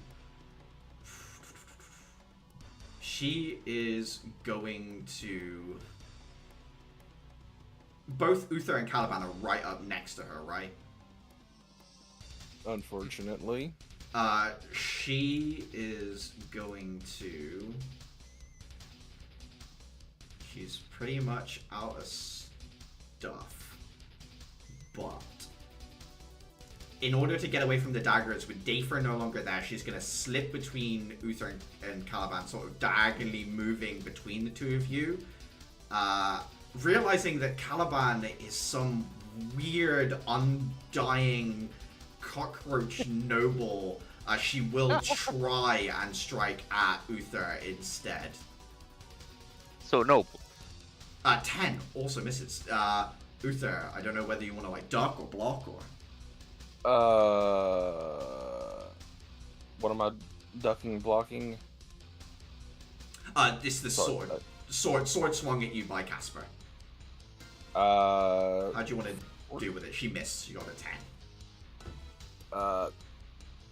I'm just gonna bring my sword up to block. Yeah, you're huge, like paddle of metal compared to her nimble small katana. This huge, is it an uchi katana? Is that what it's called that you've got? I can never. Yeah, it's big fuck off blade. Big, heavy, two-handed version of the weapon she's wielding. Caliban. Let's see. Can I still continue to maneuver? Let's see. Can I just maneuver just right over here? Yeah, you can keep like moving around her as she moved around you, basically mimicking her movement. Yep. I'm not sure what kind of game she's playing, but I'm still gonna strike. No fancy maneuvers here this time. 20 hits. And the healing spirit ended, right? I think it's gone. Yeah, I only had 2 charges of it. Mm-hmm. 7 lands, and you feel so close to finally breaking through her, just like she was so close to breaking through you, Caliban. But she grits her teeth and holds on just at the edge, same as you. Let's go. Anything else? That'll be all. Uther. Steady aim. Yeah. Roll. I believe in you. Advantage. Someone has to. Oh. And it sure as fuck ain't me. 13. Trying to intercede on this dance between Caliban and Casper. You swing in again, but she's not taking her eye off you at all, Uther. She's too terrified of you to do so. I need someone to run the numbers. This math ain't mathing. What the fuck is this? It is wild. I don't. You've rolled like mostly around 8s or 7s so far. That's Well, all I can do. Clara, they have moved away from your daggers, but it did the job and sort of displaced Andrus. Unfortunately, Dafer has gone down in the meantime. But... Yeah. Given the trouble of the melee folks, I'm going to attempt to take my own shot this way, I think. Yeah, weaving through the dance that's occurring. Yeah, I also don't need to move, so... Steady aim, no sharpshooter because I don't hate myself. You've got advantage, that offsets it. Yeah, but considering that none of us can seem to reliably land a hit on here, unless I say, oh, I'm not going to do it because I'll miss, and then roll another net 20 and feel stupid. True. 22, though. 22 does Might land. as well have. For 19. You managed to finally put an end to this defensive monster. The round going through, leaving only the Chosen One and their turn coming. Up! Come on, up! Which I can't do because I steady aimed. So I'll end my turn. Good there, okay. It is Andrus' turn. He's not doing too great, but he does still have one more smite in him. Fuck, I'm down. Yeah, Atira, he is going to charge at you. Your like shell energy, his energy, sparking even from a distance, like little like lines of black and gold lightning, and he's gonna run up and take the attack. 16 versus AC. It's Will put a smite into it. That's 16 piercing. Fuck. I'm down. And yeah, another 6 radiant as poof, impact explodes against your shell. Does bring your shell energy to 0. And then they are going to move around a little bit. But they can't do anything else on their turn. So, Atira, you are out. Casper is out. Caliban. My turn. So, gonna be running up to this one right here. And the Cloud of Daggers is gone, right? The no, Cloud of it's still Daggers there. is still there, yeah. Like, if you could do anything to force him back into it, it's guaranteed I was damage. just gonna do like flavor text of like dashing and like just outside of the range of the Cloud of Daggers, just like grabbing a dagger, just using the momentum of that just to like lead into the strike. I said, like, You can still do that, it's still there. Yeah. You can still use the daggers as like a weird accelerator in order to like drag yourself forward. Go for it. Mm-hmm. And then... Fuck it. In for a penny, in for a pound. Let's go with another fainting attack. Okay, bonus action. Give me the D8 first, and then the attack with advantage. If this hits. Let's fucking go. No! It's an advantage with With fainting. advantage. 20. Oh, with the 20. Oh, yeah. 20 just hits. I've got nothing to boost my AC. Go ahead. That's 19. 19 damage is enough as you accelerate yourself, grabbing hold of the dagger. How do you want to finish this mock combat between classes out? A sharp stab forward, and then spin around and just like kick him to the ground. Yeah, you impact the shell energy, almost depleted, and then the kick slams in, finishes the fight off as, yeah, their shell goes to 0. Class 10 is victorious.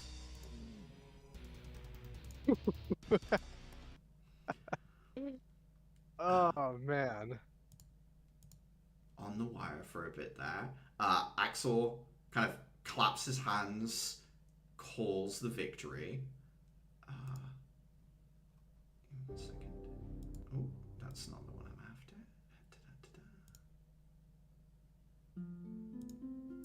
after. Steps forward, declares you the winner.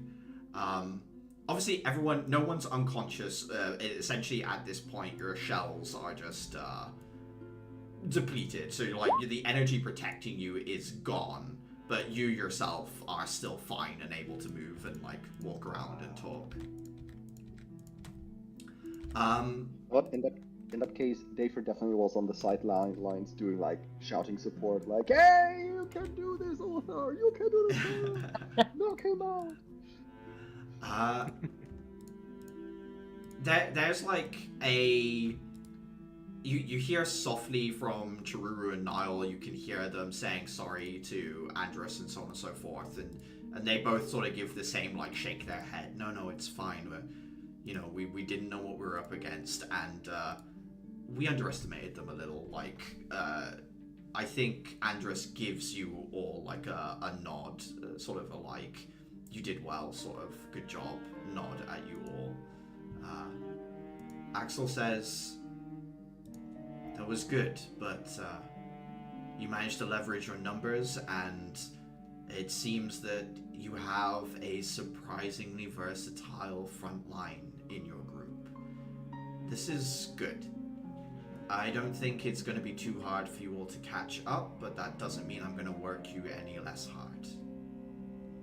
How did you find that, your first combat against other budding Empress Knights?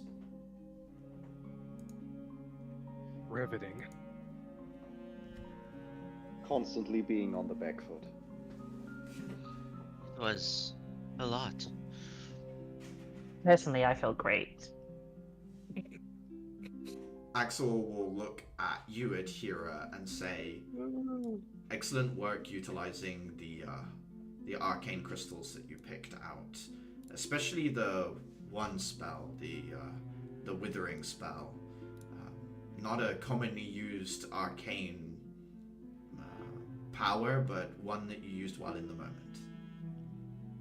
Thank you. I felt a drawing towards it. Nuts. Oh, that's what it was called. That saved my butt there for a second. Gave me enough staying power to stay in the fight for a few more rounds. You look like you could Thank have you. used the help.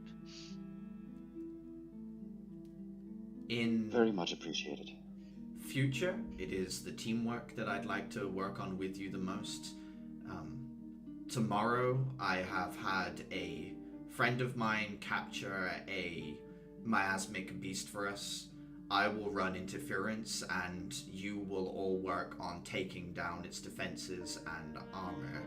I'll let you know in advance that this is... Give me 1 second. It is a Ceratosaurus. If you want to spend your evening looking into the creature, you certainly can, but I will do my best to instruct you on it as we are in conflict with it tomorrow. How much do I know about these things off the top of my head? Do you want to give me an animal handling check? It's not quite I'd an love animal, to. but... Ooh! Wow. Clara, it is a 10-foot tall, longer than it is wide. Think big velociraptor, but with 3 manted arms instead of the normal 2 claw arms. You're aware that its back tail is very heavy, which is what allows it to stand upright. If it gets onto all fours, it's about to spin and unleash a really heavy blow with its tail. We used to call them the tall boys. They're not really that tall, but they tilt, because everything's really heavy at the back. Axel will nod and say, it seems you have some experience. That's good. You can help direct the others tomorrow. I like animals and beasts. That's my thing. 100% they would, Uther, if you were to manage to cut their tail off. They would just faceplant. Axel will say, you have the rest of the day to yourself, but I advise you go around the clubs, see if anything takes your fancy. I'm sure Class 2 will be willing to guide you towards anything in particular. And if you want to ask them about anything that happened in the fight, I'm sure they'll be willing to as well. Casper nods and says, of course. It was excellent fighting against such skilled opponents. I especially enjoyed crossing blades with you, Uther, and you as well, Caliban. Your styles are so different from mine. I feel like I can learn a lot. Maybe I'll learn to hit you. Maybe I'll learn to hit like you do. It was all I could do to be on the defense, and I have to admit, every time I thought I had Caliban, he was just still there. Worry not. You may even learn to win. Caliban, might I point out that you'd be eating dirt without support? I'd not It's called teamwork show for a off reason. that signature Thank look you. of superiority that much. Casper just like, you can see that she just kind of like shakes her head and smiles and says, to think I lost to one so boastful. My original instructor would be, well, I think they'd be scolding you more than me, but still. Admittedly, it would be more embarrassing if you'd have lost to him and he didn't know he was capable. At least he can back it up. True. Is there anything you all want to discuss or otherwise talk about? Otherwise, we can show you around if you wish. For the most part, watching you guys fight, you spent a decent amount of time learning your weapon. Oh? Mm-hmm. For sure. At that day, for like very like thoughtfully looks for a moment. I think I might need to work on that then. No, but there Your are amount of clubs for that here, and no end of martial artists. I understand that you use the gauntlets more than anything, but it can't be too different from fighting unarmed. I don't think it is. It's what I used to do before. I mean, they pretty much just amplify being unarmed in a sense. It's just I plan to go more in the food direction. I've seen how varied the ingredients you guys have here is. In Dulacop, it's pretty much like grains and salt. I wanted to give that a try. She nods and said, of course, there is a cooking club, so I can guide you there if you wish. Niall will step forward and, first of all, gives a short bow to you, Adhira, and then looks at you, Dafer, and says, I'm actually part of the cooking club. If you wanted, I can walk you there. Out of curiosity, how what is the physical discrepancy? The way you describe Niall, I'm getting like the vibes of someone that's like 5 feet tall. Yes, very much. Like much shorter than you. Very thin, very wiry. Very like feminine figure, I would say overall. So you guys look fairly night and day next to each other, in like full like kimono-ish garb as well. I'd be delighted. Have you figured out any particular ingredients that go well together, and like from there just devolve into chitter chatter about cooking? Yes. Niall, he starts talking about fish dishes, like he enjoys cooking with fish more than anything, and starts talking about preparation methods as the two of you are walking away together. Oh, that's cute. He made a friend.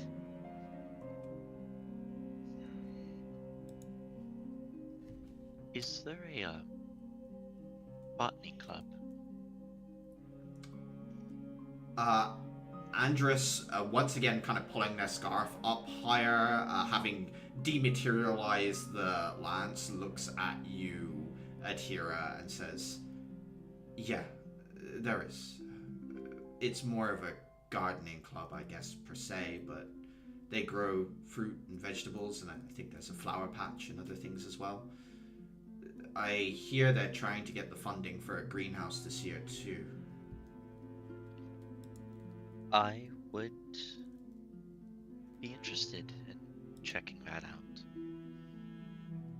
I can walk you there if you want, or we can all walk there together. It's not far from here. It's just around the other side of the trees, really. She clasps her hands behind her back and gives a sort of small smile. I would like that, if you could show me the way. He nods and starts to walk off with you. Somewhere across the other side of the academy, there's a group of girls waking up this morning, all looking at their ceilings, and a shiver runs down their spine as they stare up, and they're like, something dark and awful has happened this day, as they look at the roofs of their bedrooms. But yeah, Oh no. Andrus and Adhira begin to walk off towards where the Botany Club will be operating today. Leaving you with Ruru and with... Oh gosh, my brain has gone blank. Not now. Not... Oh, Casper's gone too. I think it's just Ruru who's there. It's like looking... No, Casper. Oh, Casper's still there too, thank you. No. I don't know why I thought Andres Casper... is the one that led. I can't remember why I thought Casper had gone off with someone as well. But yeah, Casper and Ruru Talk are to still me there. first. Yeah, that's probably it. But yeah, Casper and Charuru are still there in front of you. The last of the three of you still there. They say, I don't know if you had any more questions about the fight, or whether there's something else you'd like to talk about. Maybe a club you're interested in? I have a couple, so I might just go shop around. Of course, if you want to walk around on your own, feel free. How much time do you have outside of studies for clubs and things? Well, Is it possible to juggle more than one? there are some people that do it. I mean, essentially, today, all day from early till late, it's all club activity. We have no lessons on a Thursday whatsoever. So if you want to split your time between 2 or more clubs, you certainly can. It's not common, but there are some people on the student council who are also in clubs as well. Thank you. That makes the decision a whole lot easier. Of course. And then I guess you walk away to have a look around on your own. Lara? Yes. That leaves Caliban and Uther. So sociable. Standing next to Uther, I'm just gonna look at him and say, don't think I'll let your accomplishments go unnoticed. You did a fine job. Did what I could with what I had. Interesting sword. Yeah, still getting used to it. Casper looks at it and says, it's not a traditional design. Where does it... what's its origin?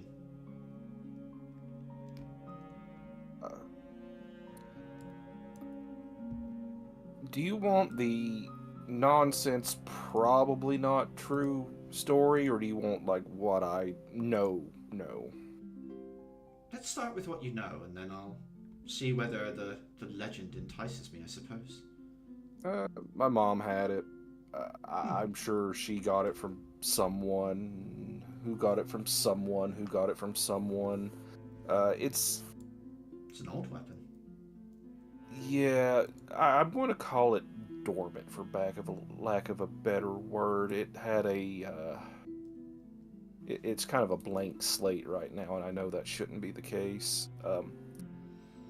If you want to believe some of the rumors, it might be made of the bone of an old steel dragon, but I can't confirm that. How would you confirm a steel? Yeah, I think the best metal. way to confirm it is to find a steel dragon and say, hey, is this one of your bones? Axel, who's been sort of nearby, half listening to this, half looking through a little book that they have, like a little journal, says, "It's thinking like that that means it's the reason there aren't so many around anymore, Caliban." Personally, Right. I don't buy it. There was so much draconic power thrown around the mountain a long time ago that everything there could be dragon touched. So Clara nods and says, "I know that Dulacop is steeped in that mythos. I did a lot of reading when I first got to Empress City about it and its client states." She struggles to find the word to... our arrangement is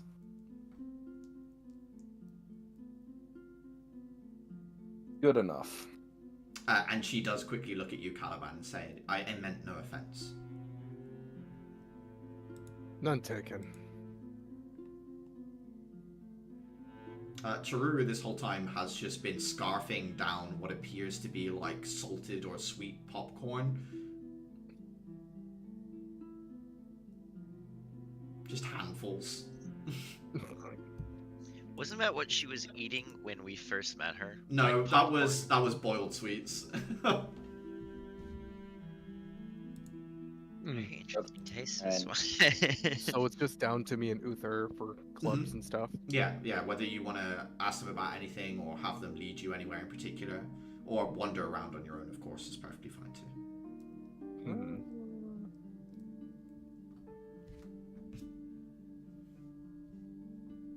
Good question. What's around? Cara thinks for a moment, says, well, I'm part of the dueling or fencing club, as you would say. There are actually two different kinds of clubs for that, though. One that uses magical abilities and one that does not. I focus more on the entirely martial skill, but the arcane dueling club is quite popular as well. Especially among workshop students, they like to go and either partake and test their weapons or simply hand them out to individuals to see how they function outside of normal hours. But if you want to work on just technique, I do think the dueling club is better, but I am a little biased. This is Caspar speaking, right? It is Casper, yeah. Jaruru's still eating. Okay. So I'll just look at her and I'll just say like, well, I don't suppose you would show me around. You already have my attention. Of course, we'd be lucky to have you, Caliban. At the risk of sounding rude, I think I'm obligated to tag along after today's encounter. I still need to work on compensating for this thing's length. You walk off. Charuru sort of like takes a big gulp, finishes off what she was eating, wraps it up, and says, "If that's the case, then I'm off to the occult club. See you guys later." I'm sorry, did you say a cult club? Yeah, the occult club. The occult's real here. This isn't a joke club. This is like cult studies. Cult studies as in they're studying cults, or cult studies as in it is a cult that studies? No, they study cults. Oh, not just a cult. Cult. Yeah. C-U-L-T. Oh, God. Not the one I've pictured going to the cult club.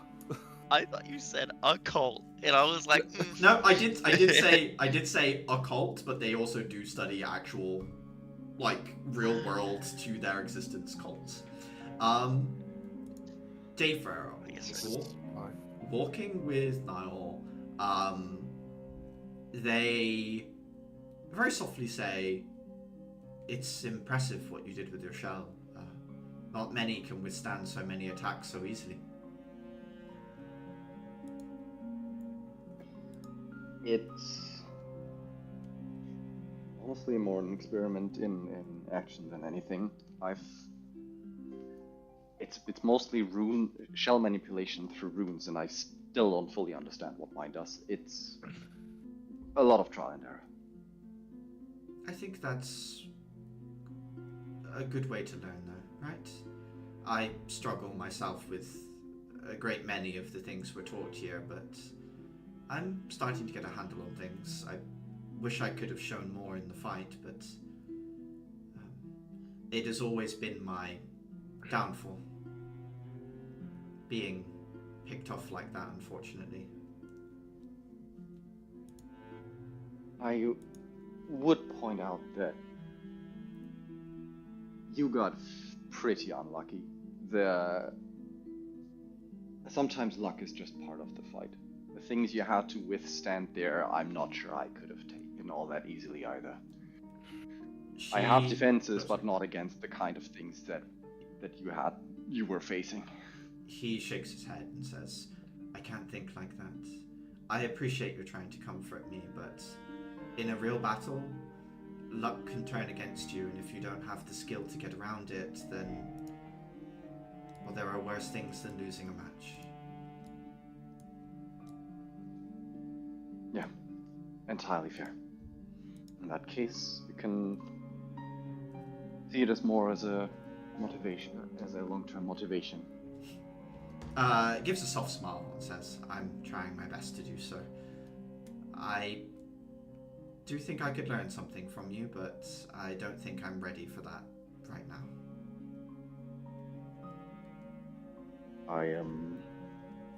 I'm not entirely sure what, unless you plan on bulking up eventually, like do like the one arm in like the 90 degree angle, flexed muscle, and the other on top of that.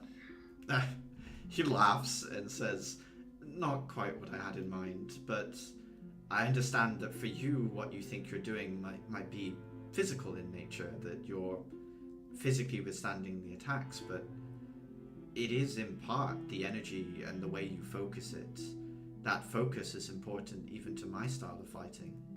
You might feel unrestrained in a fight, but what I see is a different kind of concentration. Reckless as it may be, it is to a point.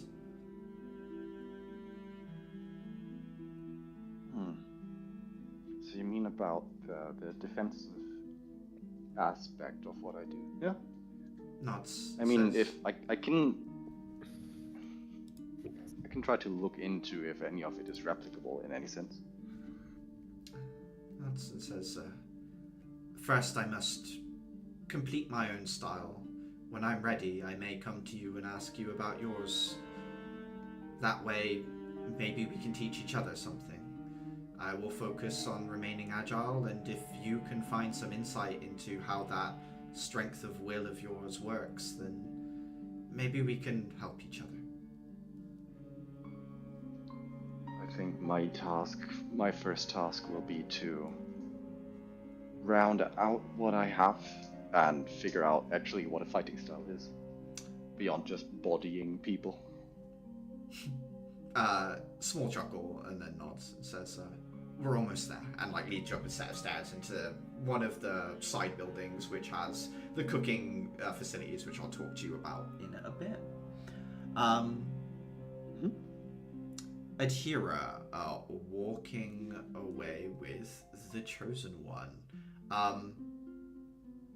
He struggles to make eye contact with you, kind of looking around, is leading around, kind of taking a ambling path, like a weaving pavement that sort of goes around the trees, but sort of filters through some of the garden areas.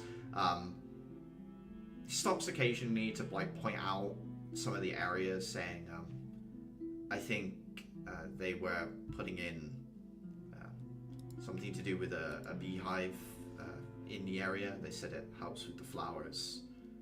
Sometimes it's nice to come and watch them. I also like getting away. Where I'm from, there's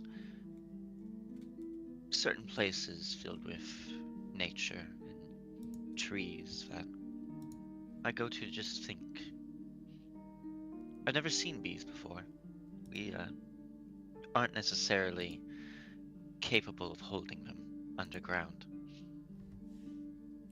admit I don't know much about your homeland.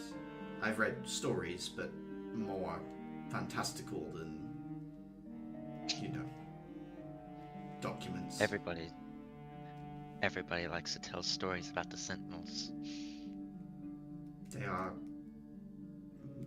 I think they probably get dramatized a lot. There are comic books here about them. You should take a look at them. You can tell me how silly they are. She chuckles, feeling more herself. You have a very interesting way of fighting, calling upon the constellations and stars.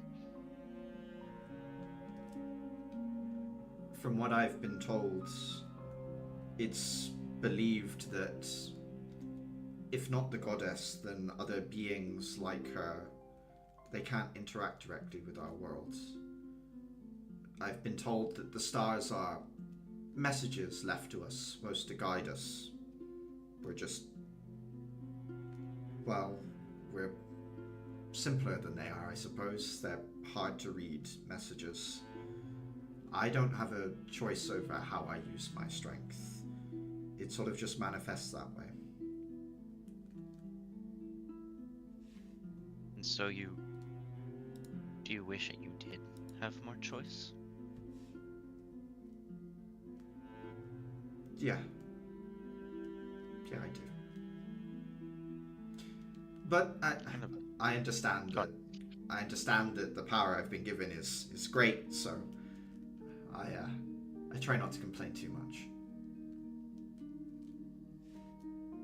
I don't think there's anything wrong with complaining. You're probably right. But what about you? There was a moment in that fight that I heard a voice. I don't think it was yours, but I think it came from you. Kind of rubs the back of her hood, looks away for a moment. I also have a little friend that I made right before I left my hometown. They kept him in a vessel, and I just grabbed it from my mentor's stash. Next thing I know, it was talking to me, telling me things. And now when I fight, I feel it there beside me, welling up inside me. It's strange. I know exactly what you mean. You have one of your own. Not the same, but I know what it feels like to have this power that isn't your own, sort of well up from within you, as you said. Feeling like you couldn't hold it back even if you tried.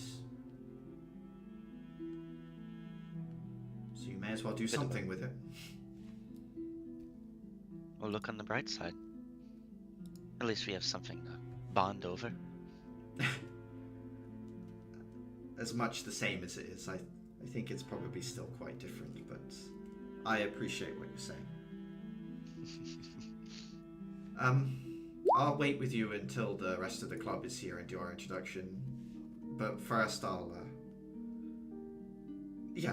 once they get here, I've got other things I need to do. But it's been nice.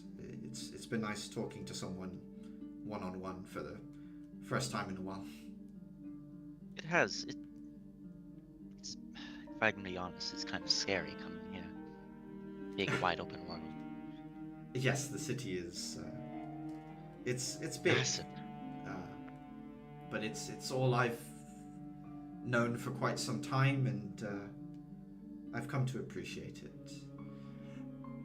He goes to step away and then stops for a moment and thinks, and then looks at you and says, Adhira, right?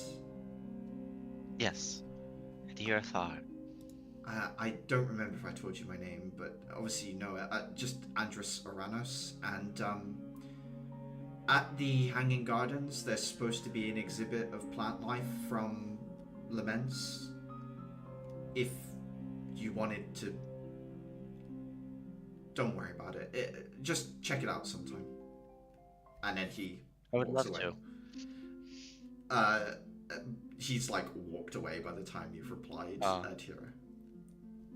she's still smiling to herself, feeling more at ease, talking to this person who has sort of, at the start, given her a bit of a pause.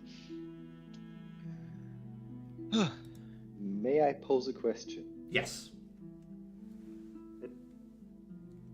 Has Atira realized that that was like two seconds removed from being asked out to a date? And what is her reaction to that? She recognizes it immediately for what it was about to be. Huh? She's a smart gal. Is she? I don't know. But does she? In this moment, is she like blushing, or is she more like quietly confident? It's a little bit of the latter. It's that kind of warm sense that all kids get in high school of like, you know, there's someone out there, maybe not. Yeah. Enjoyable moment. Or maybe that's just the feeling of the sun on her. She's not quite sure. It is a nice sunny spot that you found. I think next we've got Clara. You've head off on your own. Is there something in particular you were looking for, or are you just like ambling around, taking a look into different rooms, or?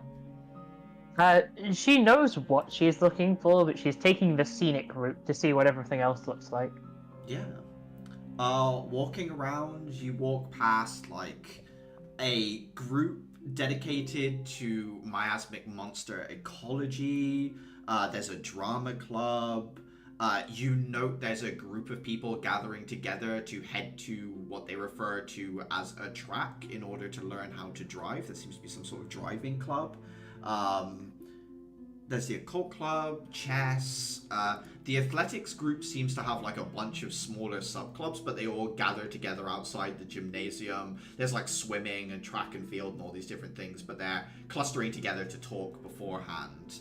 There's a good multitude of things going on right now as you're kind of perusing around, Clara. Clara, maybe unsurprisingly, is going to check in on the chess club. Stepping into that room, you see some familiar faces. One opponent that you have bested already, and one that is on your docket as the 2 year 2s, Samara and Noctis are there. You also spot like a gaggle of other individuals, some of which you like vaguely recognize, some of which you don't. One catches your eye and immediately catches your eye back. A girl who looks like probably your age, probably in the same year as you. Big, like, curly white hair. Very, like, pomp, bow. And then, like, gloves with buttons that go all the way down. Big, puffy, like, sleeves. Just very... It's a very aristocratic garb, but not a style that you're familiar with. But you do recognize her from that day when you first started. You were looking out the window. You saw someone practicing, literally like picking up and throwing her at a target, and her striking at it. Just like idly, you watched that on that first morning. But she catches your eye, and then looking around, she stands up and starts to walk over to you. She gives you a short curtsy, and then says, "My name is Mistel Draken. You My are pleasure. Clara, yes?" Yes. I'm glad you don't have me at a disadvantage. Lux Maddox, but yes, Clara is fine. You're from Heaven's Pillar. Yes, that's right. I myself am from Dudukop. My father is on the Stark Assembly. There are some boys in my class who are from Dulacop.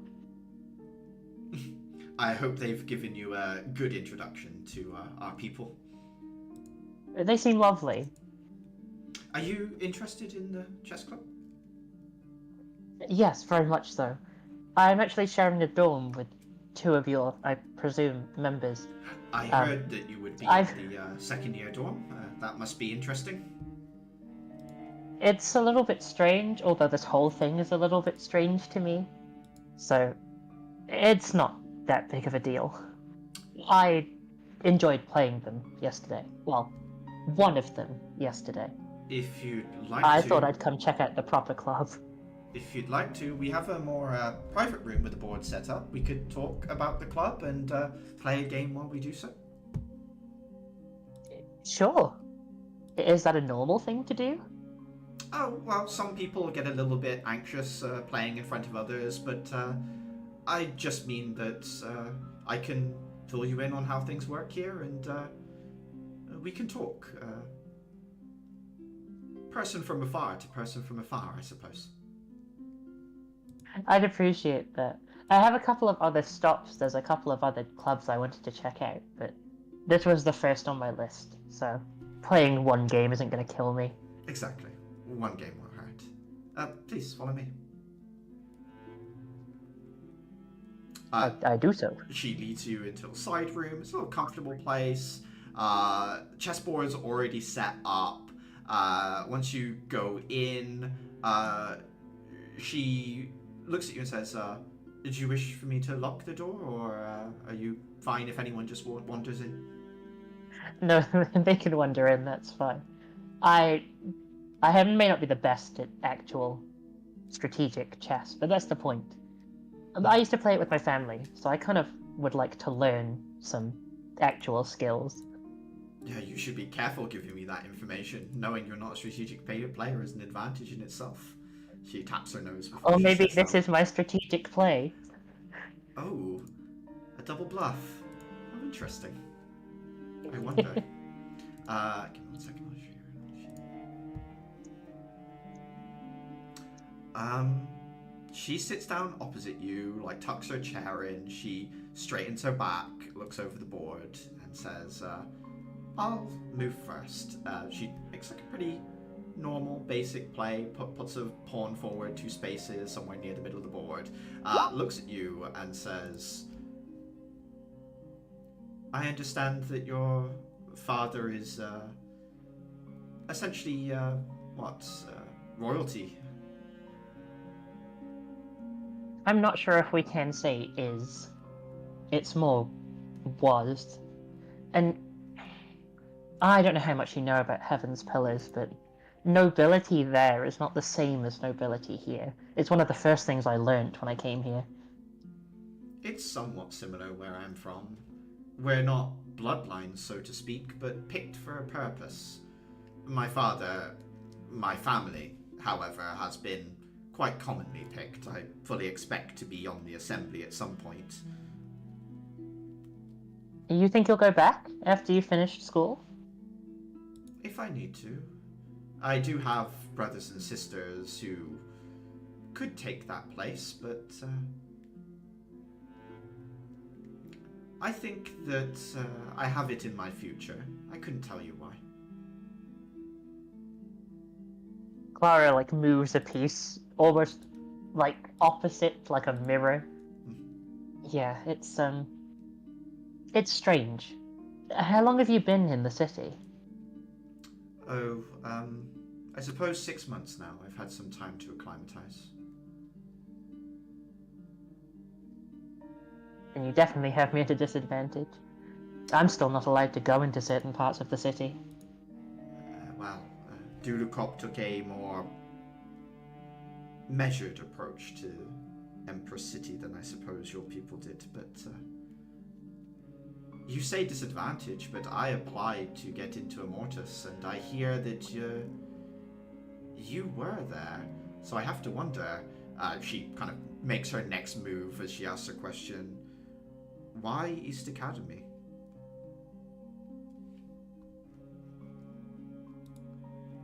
To put it politely, it's nice to not have to feel like you're being watched during every conversation. The people at Immortus were powerful. They knew a lot, they were talented. Not that people that here aren't, but it felt like they always had something to gain. And quite frankly, that didn't always leave me in the best of positions. So I promised I would be here. I'd be a ward of the city, a ward of the state. They at least let me choose where I would suffer that fate. So I transferred. I must say I do prefer it here. It's a lot less intense.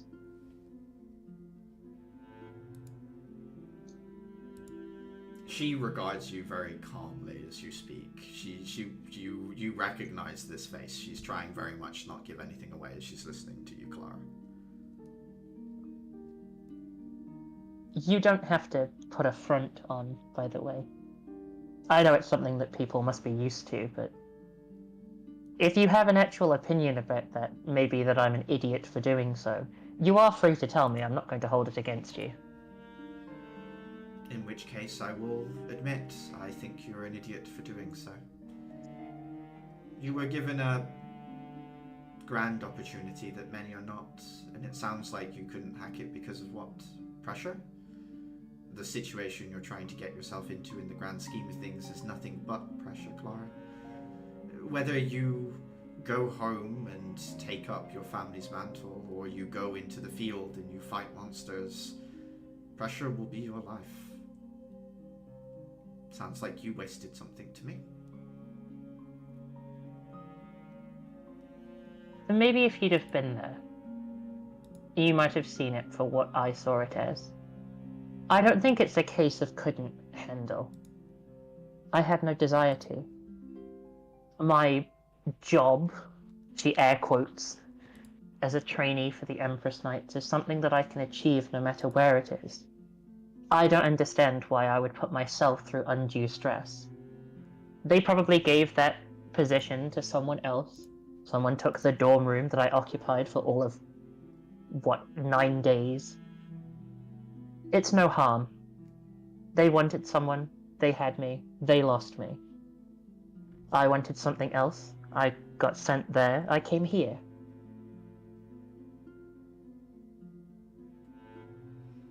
She nods and says, I think I understand your reasoning.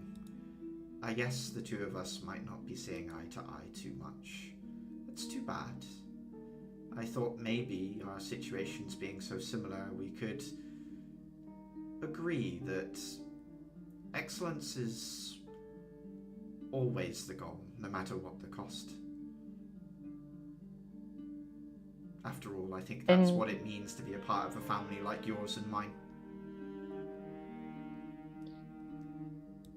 Being born into excellence. Where I'm from, it doesn't mean anything. There is no such thing. If I want to be excellent, I can be excellent here. I don't need some fancy academy and new noble name, fancy pills, new shell. If I want to do it, I should do it. I think I can do it.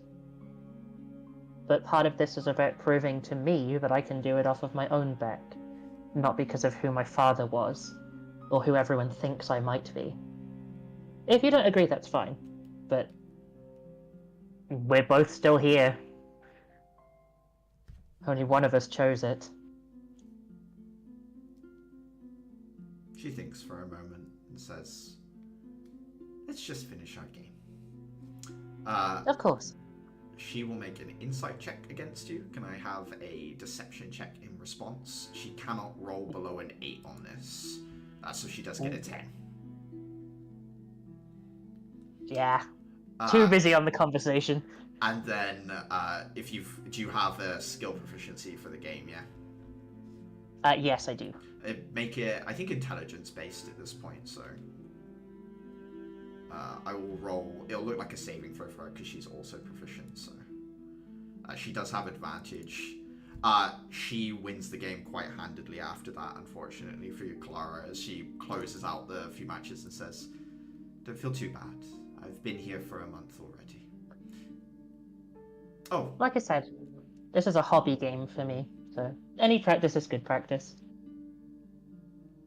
You see a small eye twitch as you call chess a hobby game. I knew that would piss her off.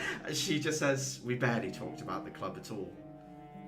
If you want to join, all you have to do is go put your name down. There's a book at the front of the classroom. There isn't really a leader of the club so much, but I guess technically Tamara is the one that organizes most of the rankings and otherwise. You shouldn't have a problem talking to her, considering she's, a few rooms away. It was a pleasure to meet you, Clara." A pleasure. Hope to see you around. And then she'll leave you in the room alone as she exits and closes the door behind her.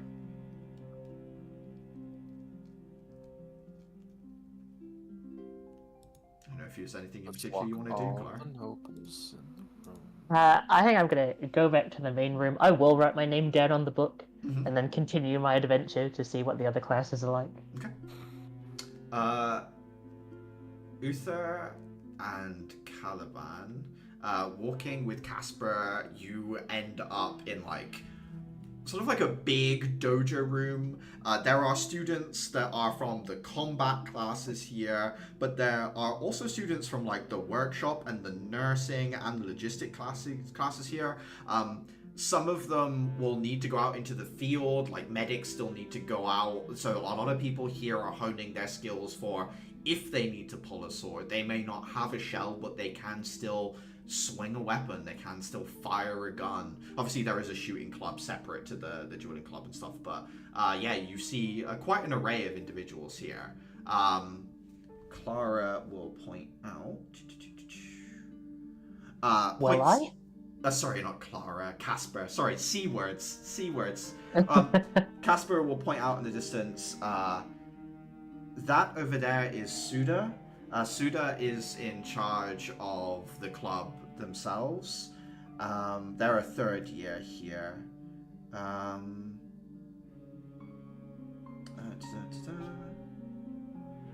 She's also the student council president.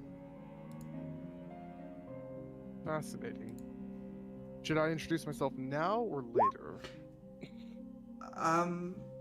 Well, I mean, you can, of course.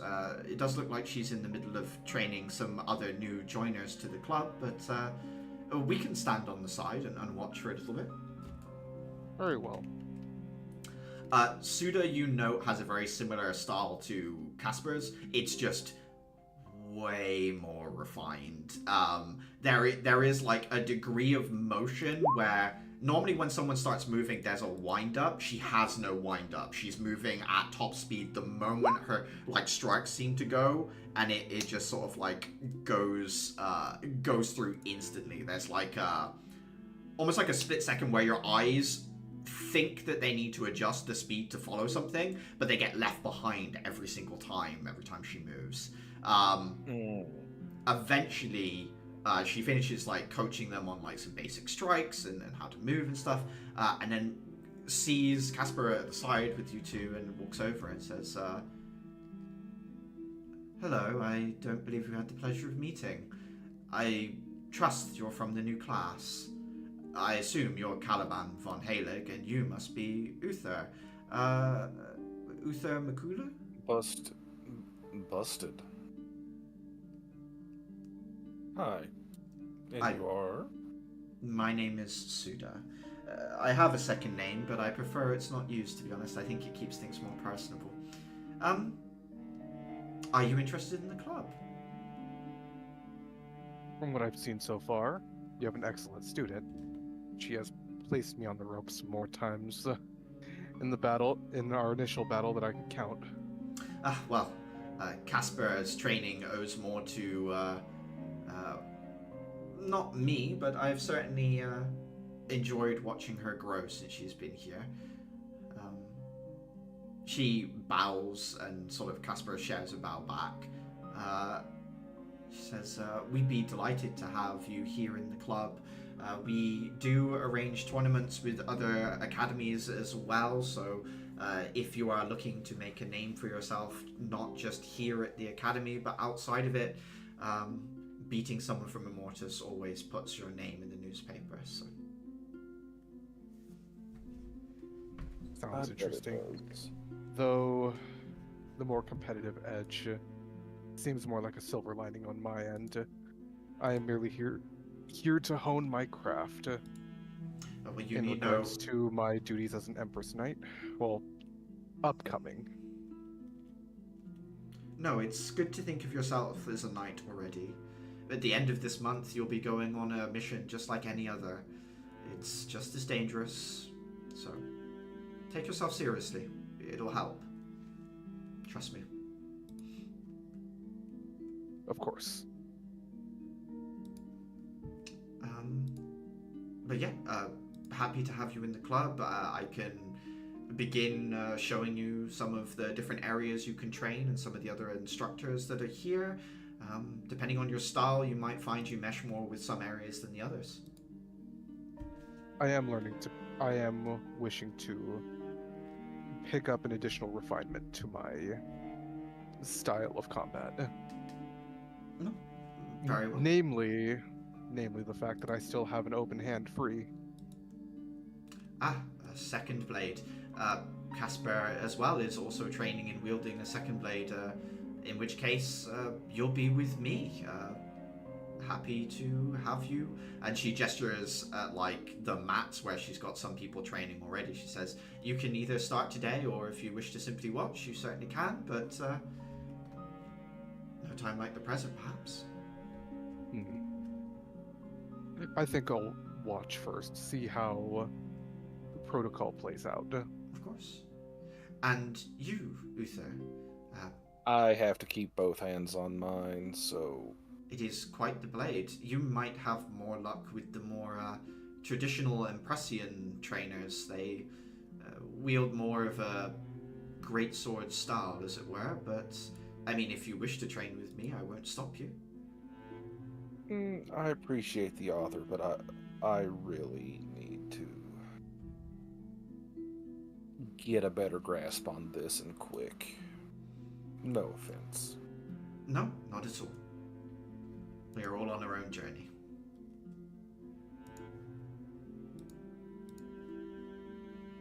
Good luck. Don't die. And I'm just going to tap Caliban and look for the other people using the giant swords. Oh boy. You head on over to that group.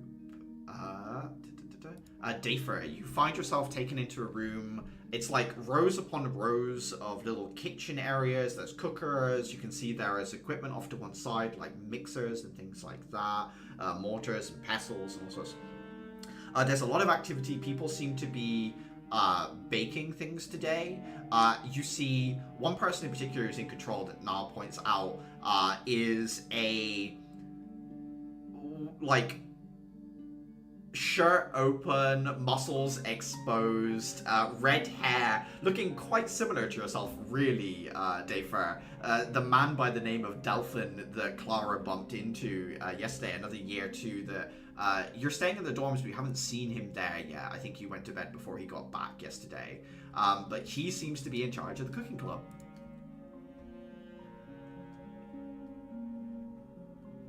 I don't know if you want to... Oh, yeah. Out of curiosity, let's say, like, I'm from, like, out in the boons in regards to cooking, so my style was mostly just, like, very laid back, not, like, time pressed or anything. I feel like what I'm observing right here is what you'd see in, like, a kitchen in a restaurant, meaning these people are on point and timing is serious. For some of them, that's definitely the case. There's newer people as well. Watching Delphin go about the kitchen area, there's like a weird grace to it that allows them to like slip in amongst various people walking with knives and other bits and pieces. He's the most dangerous thing in there as far as you can tell, despite being in charge. He's like barefoot, no real clothing to speak of. Hang on, give me 1 second. But everyone else around him is fairly professional. He just keeps like tasting and giving notes. He seems to have a very refined palate, and everyone is using him in order to like hone their dishes, as it were.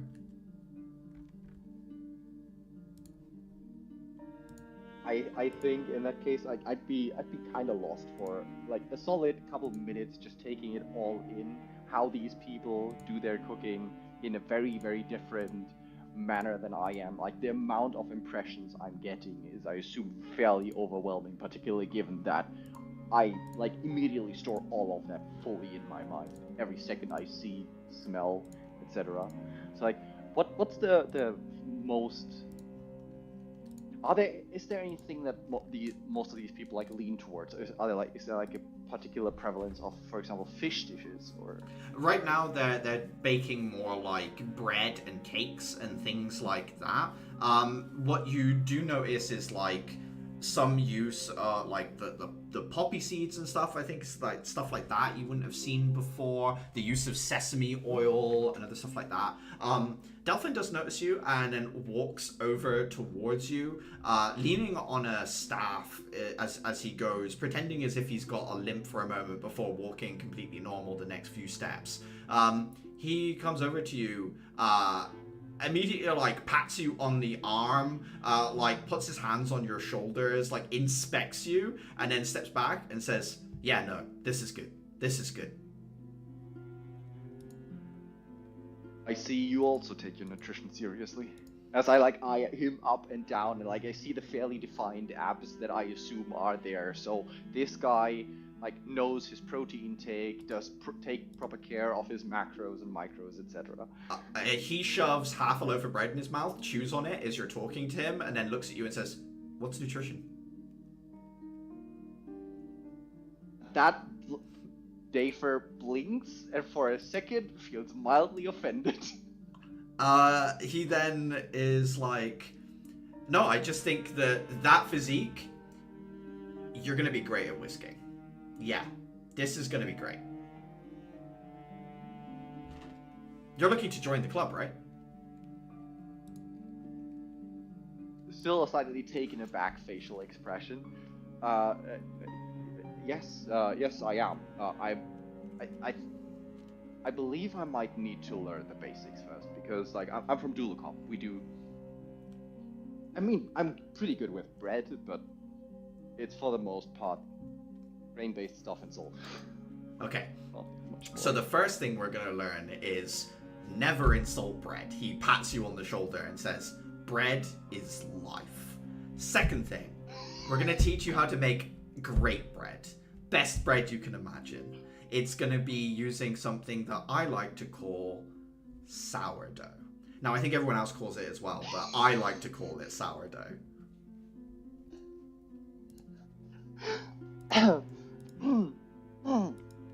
Sorry, I need to regain my composure. A little bit of salt flake on the top from the sea, and great with oil. Just dip that in there. Fucking dead.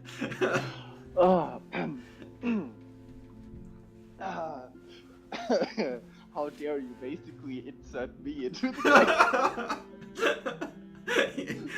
He just like stares at you like wide eye, like stars in the dark circles of his eye as he talks lovingly about the fact that he has co-opted this entire cooking class into making him bread today. Alright. I'm on board, Chief. Okay. Teach me. He takes you over to one corner and starts talking to you about yeast and sourdough starters and why it's important and why it isn't important in some things. And someone brings him over a baguette and he's like, "This is okay, but it's not real bread. Let's try again." And like guides them back towards the cooking area to cook something else. And yeah, and you just watch. He teaches you quite a bit very quickly, I would say, Dayfra. You love cooking for one reason, he loves cooking for a very different reason, but the two of you mesh quite well at the same time, I would say, is the first thing you sort of discover, Dayfra, about him.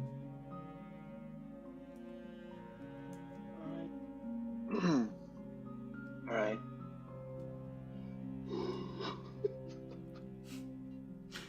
I'm gonna take a bit to recover from that emotionally. Clara, after your ambush at the board games, the chess club, where were you heading to next? What was your next port call? I would like to go check out the art club. Yeah, absolutely. Heading towards the art club, you find there's like a wing, and it's usually classrooms, but during the sort of like club day, all the classrooms get repurposed.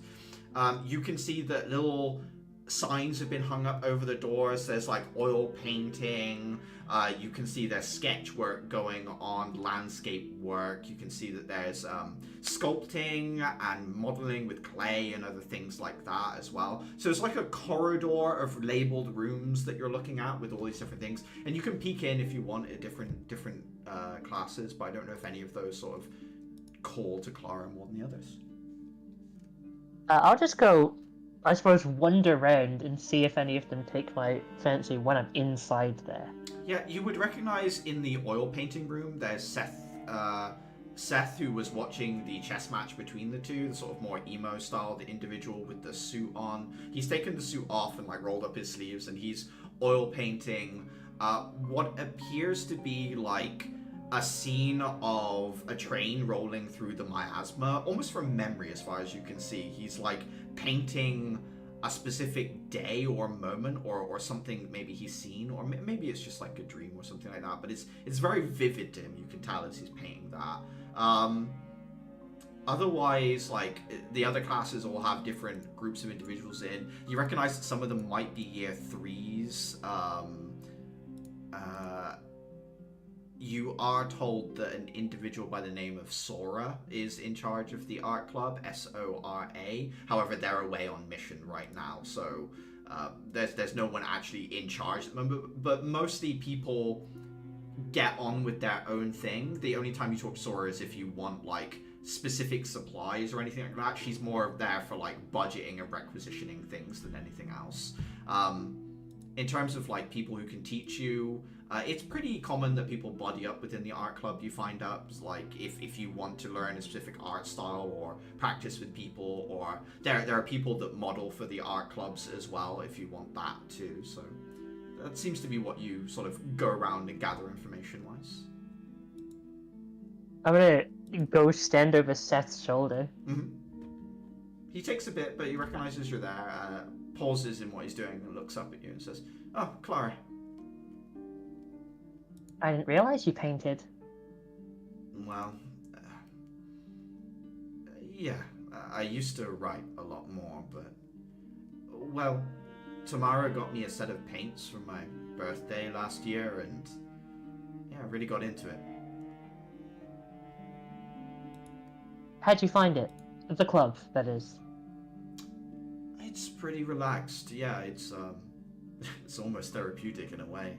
You can just come in here, and sometimes there's more people in here, but it's usually pretty quiet. You get some idle conversation.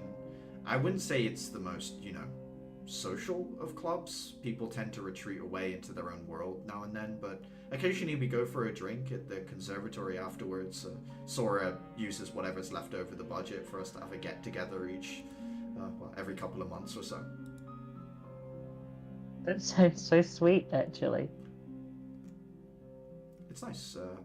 Some of our pieces are put on display as well. Sora does her best to apply to different places in the city to show off the work, so if there's something you're proud of, you can always pitch it to her. She sounds really great. Like, as a club leader. That's a lot of things. Yeah, we're struggling to think of what we're going to do when she's gone next year. She graduates, obviously, in I was going to say a few months, but still a full school year away, but it's going to be hard to replace her.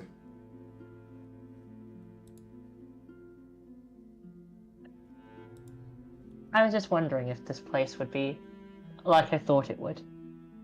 And it kind of is. Like an escape. Yeah. It's a good place to come and think about things. Then obviously get them out of your head in a way that maybe you don't need to tell anyone, you know? I suppose. Well, there is something to be said about talking to people about your feeling. Yeah, of course. I just mean that not all of us are the best with words. I know what you mean. So, is this the club that you're picking, or I don't know whether you're splitting yourself? I know that they're looking for first years for the student council, although there's some girl that they already had shortlisted as well. I think I have an idea about who that might be. And frankly, I don't think I want to get in her way. Yeah, fair enough. It's too much work for my eyes anyway. It's just, I don't know. Growing up, we had like a child minder. She used to teach us to paint. Well, she taught me, she wouldn't teach my brother. He didn't want to be taught. None of the things that she tried to teach us, he wanted to be taught. Dancing, playing instruments, all the courtly professions. But now that I'm away, I kind of miss it. There was a girl in my class. She was a dancer as well. She was good. I always enjoyed going to watch her performances. What's with all the was? He stops for a moment and looks at the painting. We lost her. Last year. I'm sorry. It's okay. I'm getting better at talking about it. Like you said, sometimes it helps, so don't apologize. Thank you. Sure. But still, this seems like a nice place, so I'll put my name down on the interest list. Maybe you'll see me back here. I can't promise I'm anything of your caliber either. No, this is, I've been working on this for a long time. Try not to judge yourself by it. I try not to judge myself by anything. You'd be surprised what one day every week will do for you over a course of a year. I never thought Yeah, I'd be that's painting what I was something like thinking. this. It looks nice. Thanks. In a very strange way. It's quite somber. But I find that calming. Yeah. Me too. I never thought I'd like the trains here. But I do. And the landscape, it's hostile. But there's something... It's lonely. But there's something interesting about loneliness. At least when you want to be lonely. Yeah, I think I get that. Although I will say I'm not 100% with you there in the landscape. There's not enough to climb for my liking. Yeah, well, the wastes are fairly flat. Apart from, well, the further west you go, it gets hillier that way. More dangerous, I'll keep it in mind. but hillier. I'll leave you to finish. Yeah. Or keep working, at least. Well, I'll catch you at the dorms later, I suppose. Enjoy. Yeah, thank you.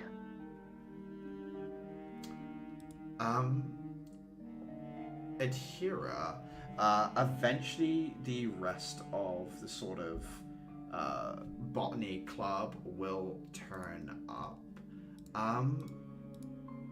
You see... I think that Clara may have bumped into this girl before. Maybe your group did in general. Military surplus, but like goth colors, dark hair. She seems to be directing people today. Does spot you off at one side. Looks at you and says, I think I saw you in the corridor yesterday. Perhaps. It was a big day yesterday. lots of new faces. I'm Ashlyn. Ashlyn Cole. I'm Adhira. Adhira Farr. It's nice to meet you. New first year. Yeah, just came here from Philamins. I was interested in joining this club. Really? Most of the combat students don't bother with it, to be honest with you. Reminds me a little bit of home, and I've always held an interest in gardening, pursuing certain aspects of our culture.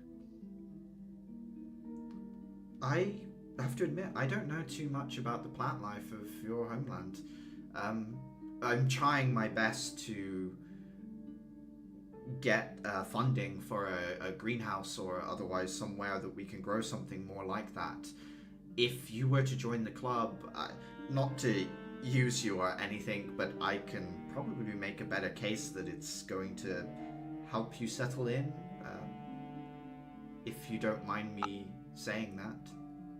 I think that would be an absolutely advantageous move. I am here for it. That's amazing, actually. Let me show you around. She shows you, like, there's the flower patch, as you were shown before, and like they grow vegetables and fruit and other things here that once they're harvested, they're just like split out amongst the club members, so you can take them back to your dorm to cook with fresh vegetables if you Oh, want. hell yeah. There's like, they've got mushroom planters as well. They use they get coffee grounds from the conservatory, and that you can use that to grow mushrooms. She explains to you they're really good for them, but like, didn't know whether you knew that already. Maybe you did, but she'll explain it to you anyway. She's like, she's quite enthused. Like, she has a sort of like standoffish outside, but once she realized Adhira that A, you were interested in botany, like basically gardening, and B, that you're another combat student that wants to be a part of this club as well, she very quickly warms up to you, you notice.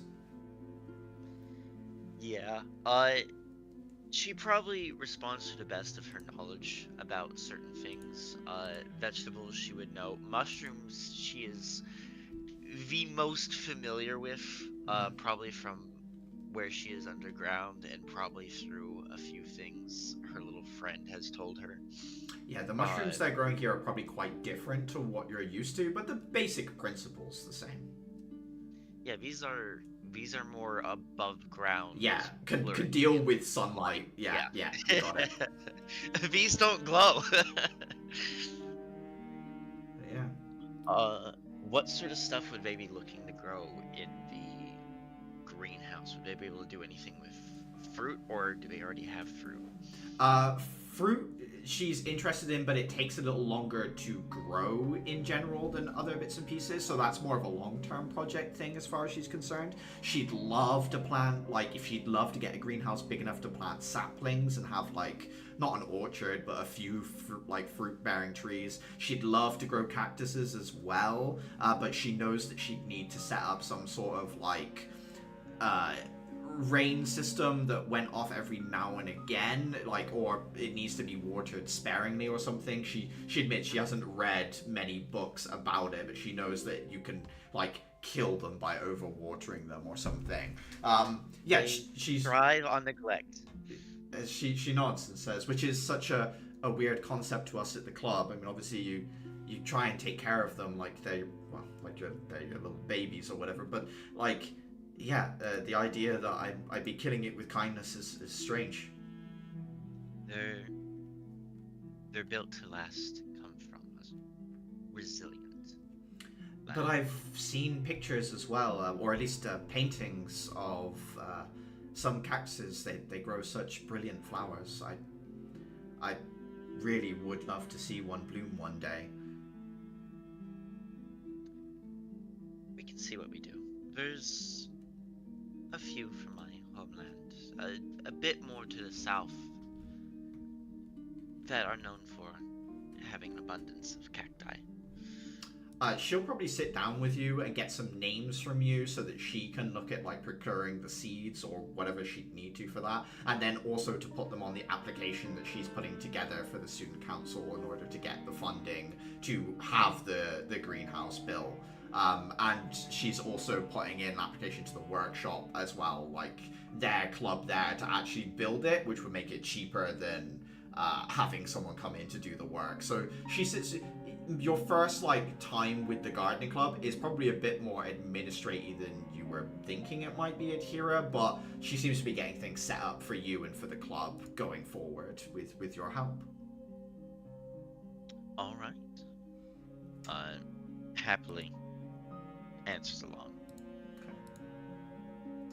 Now, Yeah. how long do these little meetings with the clubs last? Like, is it the whole day, or do we would we be finishing around half? She looks at you and says, well, no one's keeping you here. You can actually come in, water the plants, and then immediately leave. That's one of the nicer things about the gardening club. Obviously, people are away on missions sometimes, as long as there's someone here to do the work. So maybe sometimes you'll have to pull a bit more slack than other times, but in turn, we look after each other's projects as much as possible.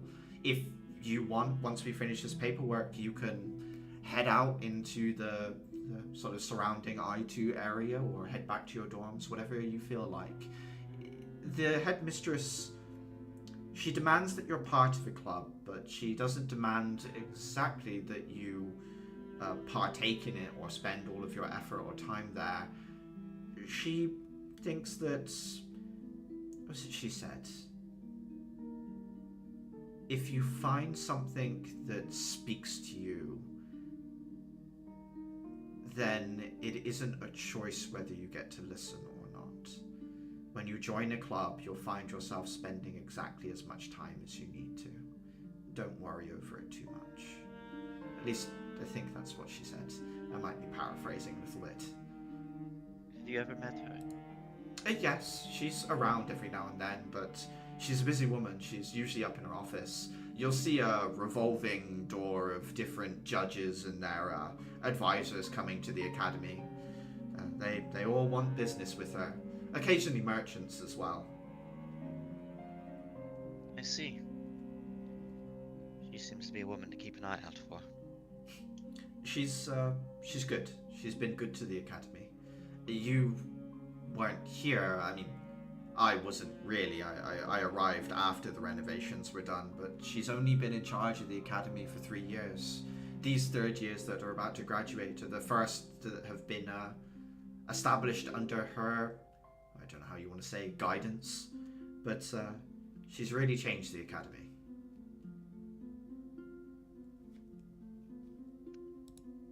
I see.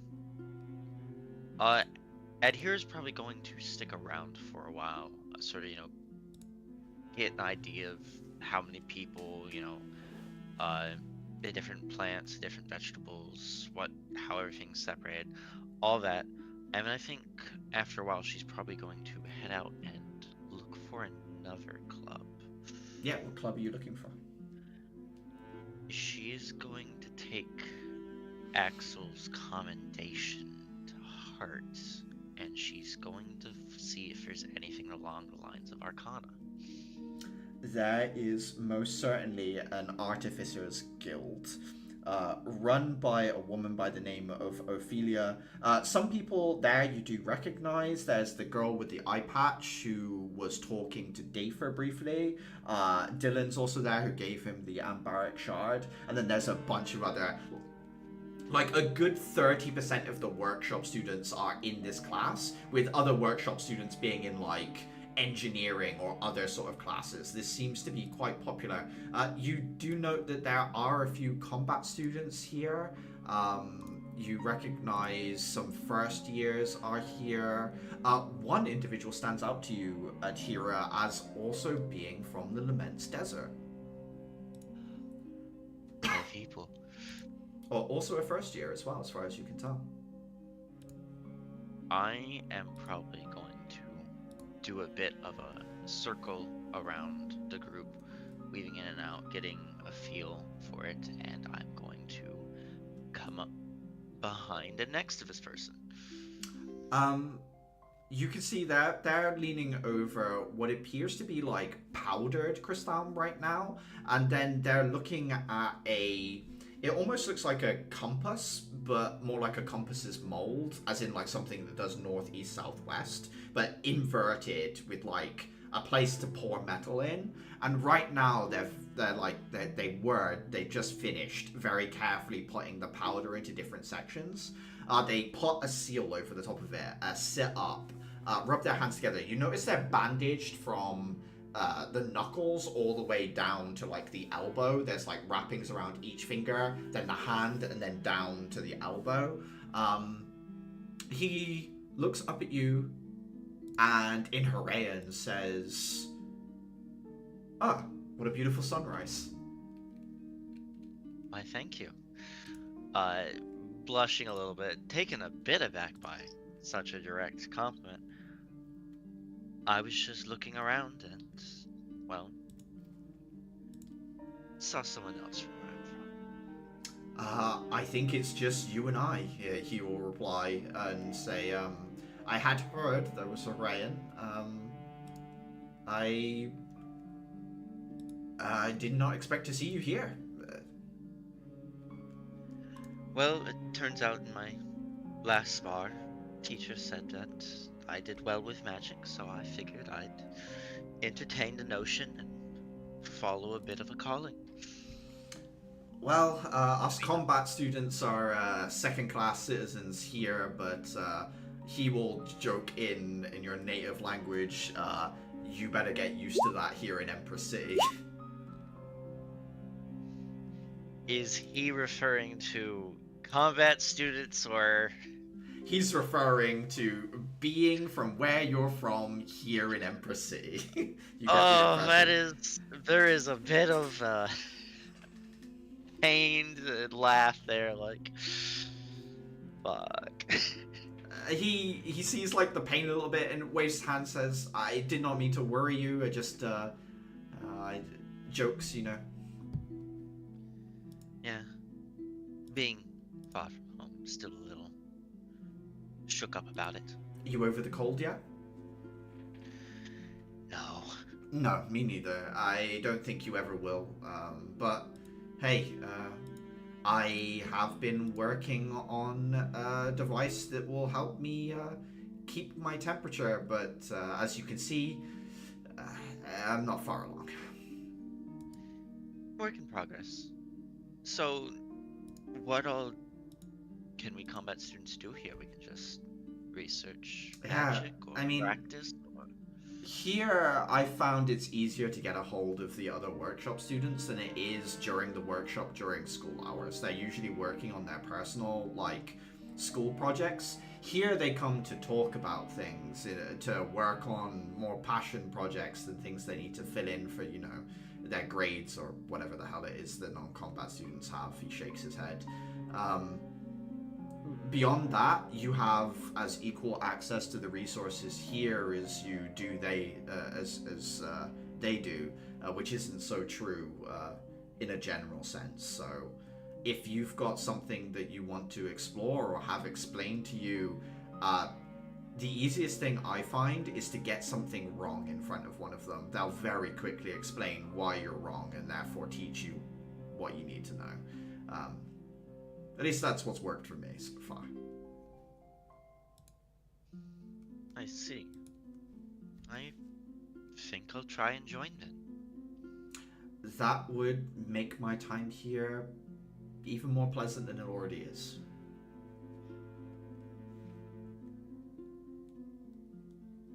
Adhira, by the way. Kyle. I'm going to hold out my hand and shake his. Shakes your hand as well. You notice both arms bandaged all the way up and down to the wrists and stuff. Can I use insight in this moment? Yeah. From the kind of making the most of telling what a person is about from glances and touch. What I'm going for with this role is trying to find like how rough the muscles feel underneath, how strong, what kind of fighting he gets up to. You would say he is a... He reminds you most of Dafer, but a leaner Dafer. A sort of like... a more martial artsy Dafer, but at the same time, from the way, like, what you can feel of his fingertips, they're softer, they're more protected than like a martial artist might be. You think that maybe he also uses some sort of like gauntlet type weaponry or something like that. That's about what you can pick up from him. Why he's got the bandages on doesn't make too much sense to you, but yeah, that's what you get from your insight check. Takes her hand back and smiles. And I will also sign up for that club. Okay. 2 clubs total. Does anyone have anything else they want to do during the club day, or do you want to like skip forward a bit to what you want to do this evening, if there is anything?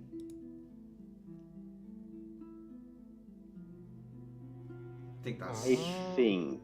Go on. No, I think Dafer would like his focus is going to be definitely the cooking club. Mm-hmm. But he notices definitely that like him having like fuck all knowledge on like proper close combat technique is not going to work out well. So he might like look for a club where he can like go for the off day on a weekend or something, very, very occasionally, very, very rarely in a sense, to like get something that like some minor inspiration on stuff that he can include into his combat, because there is nobody else that really has expertise in like fist combat, like kickboxing in this group. So there's nobody to learn from. So if he doesn't get pointers somewhere, kind of screwed. Yeah, no, there's both like mixed martial arts, there's a boxing club as well. Considering you use both your legs and your feet, either like kickboxing or taekwondo or something like that probably would draw your attention, Dafer, as you walk about the various halls with people training. One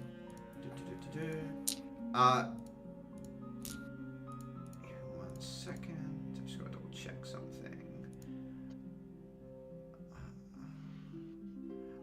There is a girl here, also first year.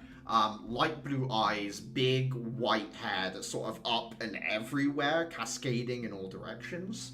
Notices you walking around one of the halls, walks over to you and says, you are Dafer, yes?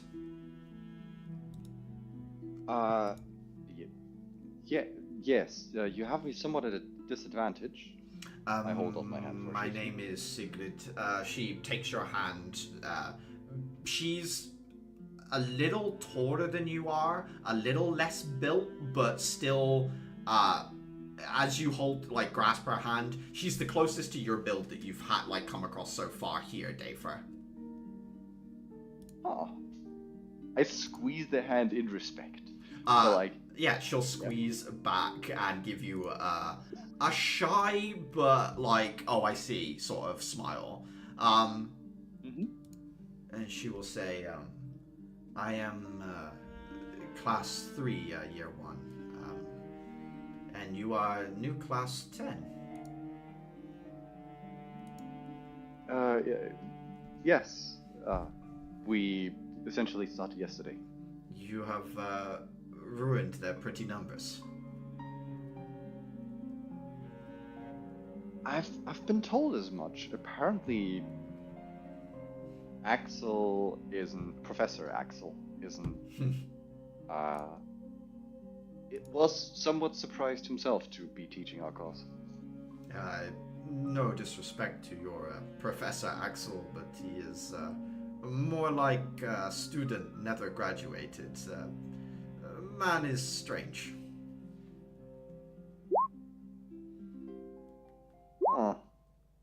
I mean, I've not had much of a of a chance to notice. He seems mostly aloof, from what I can tell. I never see the man give classes. Never in lecture or.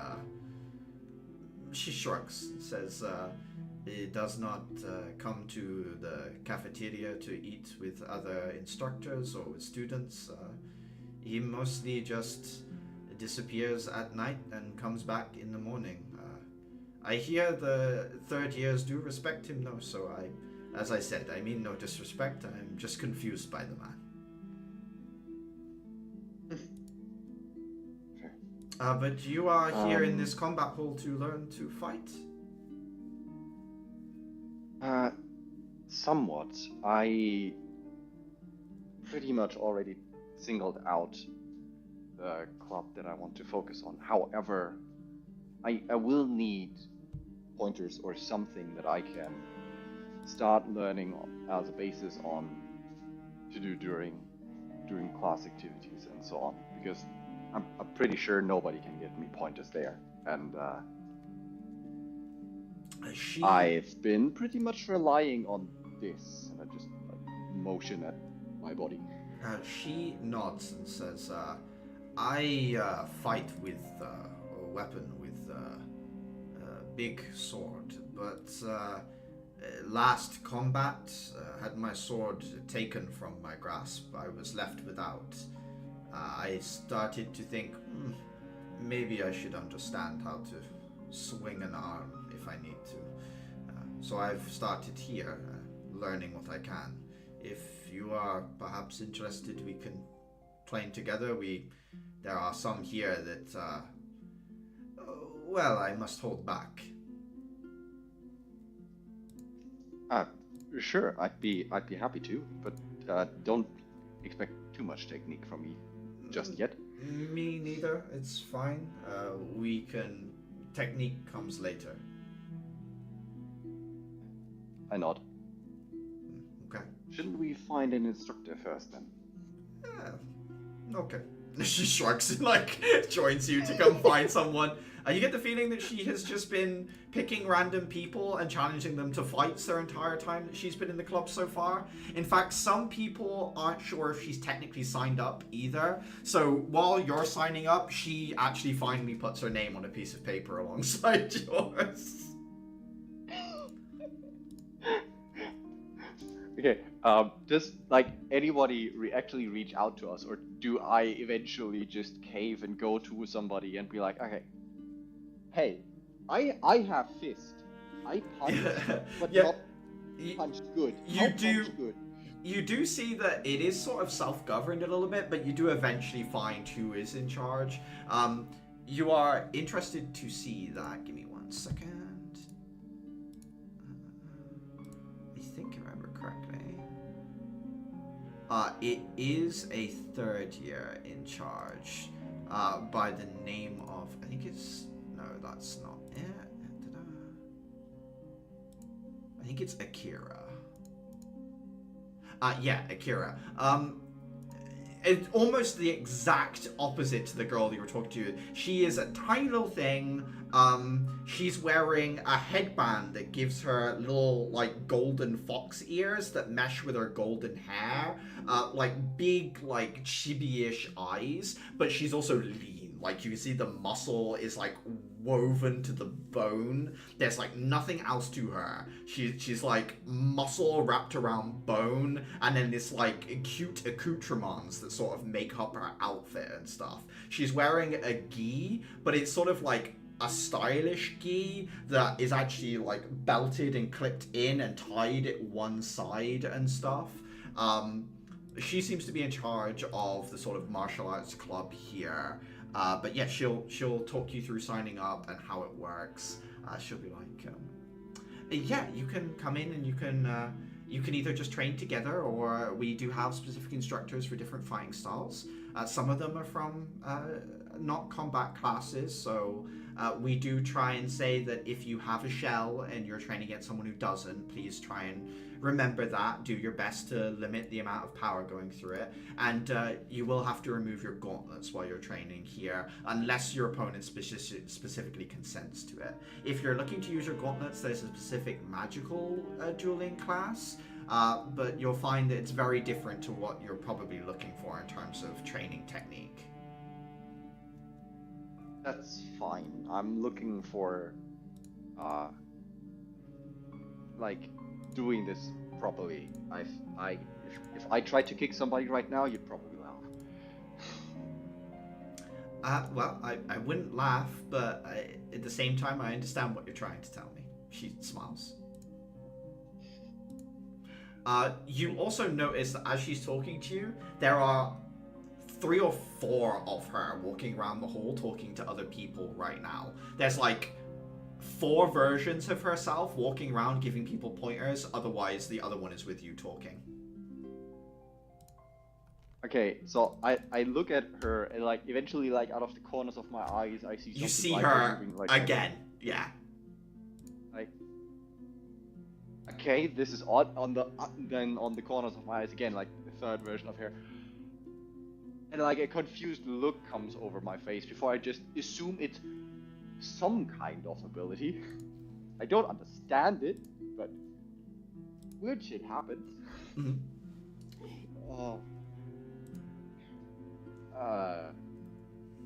Okay, like the bewildered look on his face is pretty visible before it just somewhat catches himself. I was like,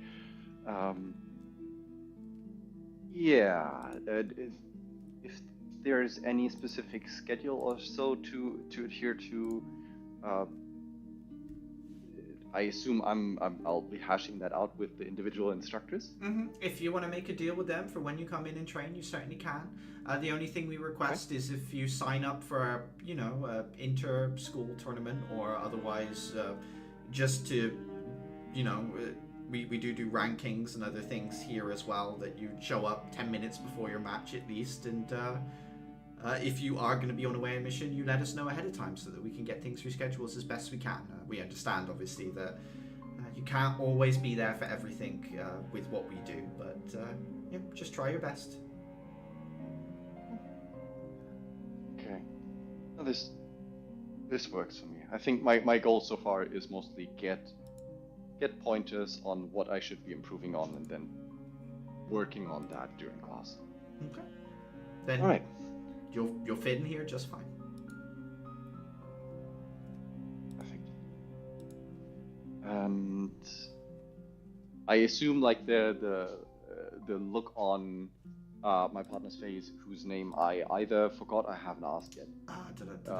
The girl that you just met here, yeah?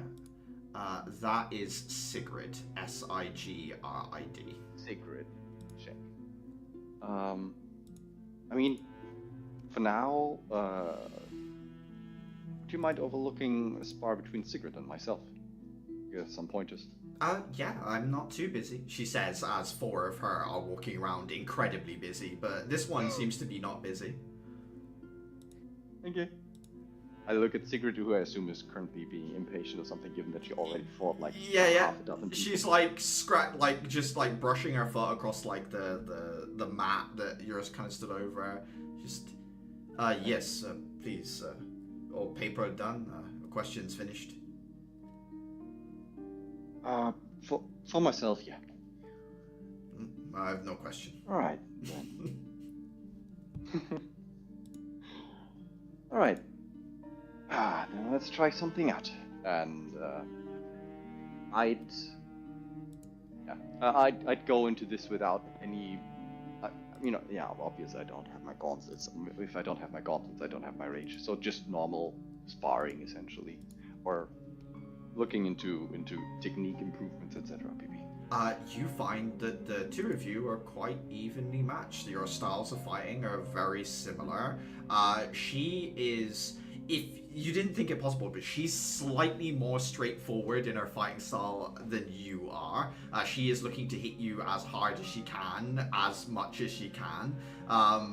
you are able to use your legs occasionally that kind of catches her off guard, I would say, and it's that she learns, and you learn a good bit about how to deal with someone who fights like you with these big swinging punches. And I imagine, Dafer, that dealing with it gives you some idea of the weakness of it as well. Like having your own fighting style sort of thrown at you, you're like, oh, that's how they got that hit in, or this is why I was caught off guard by that, because when I do this, my face is like super vulnerable. You're like thinking as you're watching this. But yeah, I don't know if there's anything particular you'd like to get out of it, but the two of you spar for a while with her watching, with Akira watching, and she does give a few pointers now and then, teaches you about the footwork and the guard and how to move and stuff like that. Okay. Yeah, I think that's pretty much the rest of the day for me, because like I assume I've already learned a decent chunk of from Delphin, so I can make bread this evening. Yeah, actually no, it's sourdough, so I can start making a starter. Most of the clubs will wrap up by about 6 p.m. even at the latest. Some of the clubs do go later, especially the workshop kids will stay in the workshop till late as much as they can on Thursday, because that's their like, I get to work on what I want to work on day. Otherwise, you guys, if you weren't staying late at anything particular, would make your way back to the dormitories probably by 6 or 7 in the evening. Okay. I guess most of the rest of the group would be walking on you, Dafer, like pouring flour into a jar and like adding yeast and getting a starter mix made. So I would have asked Delphin if he can hand me like a piece of his starter as a starting point for my own starter, as is tradition. Yeah. And now I'm part of Delphin's starter family. Yeah, now you're part of his Christmas card list. He's probably there in the kitchen with you right now, like sat up on one of the counters watching you do it. I guess it's friendship bread. It is friendship bread. As Clara, as you walk in, obviously he'll wave at you as well. Oh, hello. Hey, we haven't talked since that first day. I heard you were staying here. Yeah, I head out in the evenings. There's a few places nearby I love to eat, but yeah, I do. I guess I sleep here. Sure. And then he immediately leans back over and starts talking to Dafer about the sourdough he's trying to like start up. But like, have you we chat about like the amount of salt that goes into and like how different salt variations might influence things differently, because that's the one thing I know. Yeah, talks about salt and like how too much will kill it, but not enough will kill your taste buds. So. I mean, no, in the end, more in the bread, not in the starter. The starter doesn't typically receive salt. Yeah, exactly. Yeah. Yeah. You guys. Do you want some? Do you want some later, Clara? It'll take a couple days still before this is ready, but like. You're making bread? Good bread. Delphin gives you a thumbs up. I'm not gonna say no to bread. It just, I don't think I've ever been given like a day's warning before bread.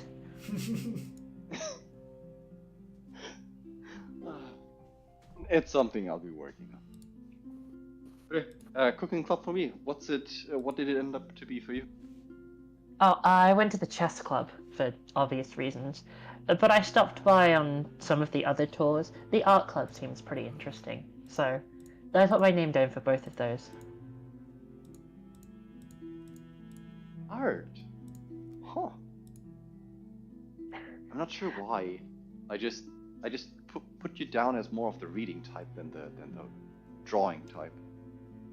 You would think, but in the nicest way possible, I don't much enjoy discussing literature. At least not like as an activity. The literature club, I imagine, might be a bit too bookish for me. But painting reminds me of home. At the mention of you stating, those nerds, look, they are even too nerdy for me. At you making that statement, Dafer just like gets a smile and has like a very, very soft, tiny little snicker to himself. Okay, not in a bad way. I just mean like I don't want to sit down during my free time and have someone explain to me why the curtains were blue. Do you know what I mean? Yeah, I can imagine it. The scene, making up the scene is amusing. Okay. Noctis in the corner has been like reading one of these like little chess handbooks. Looks up at you all and just says, "Alas, Tamara scores another one for her club. Delphin too, but the drama club and I become woefully more alone every day." Well, why didn't you tell us that you were part of a drama club? I would have come and checked it out. I didn't know you were there. To be honest, there's not many there, so we meet up sparingly. I spend more time in the chess club, despite the fact I'm in charge of the drama club. He sort of like rolls his eyes. Wait, I have a great idea. Do you know they made like they made a musical about chess? Please. he puts down the book. It's like it. Wait, do you think I'm kidding? It's about like the origins, right? Of. Please do not tell Tamara. It sounds like a good idea. It would allow you to redirect some of that dramatic energy you're currently exhibiting. Hollow eyes. Hollow defeated eyes.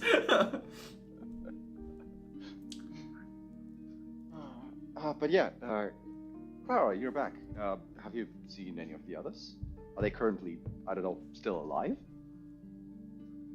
When I left Otar and Caliban, they were on their way to some fighting training club, I think. Adhera had already left. She went to like a greenhouse, I think.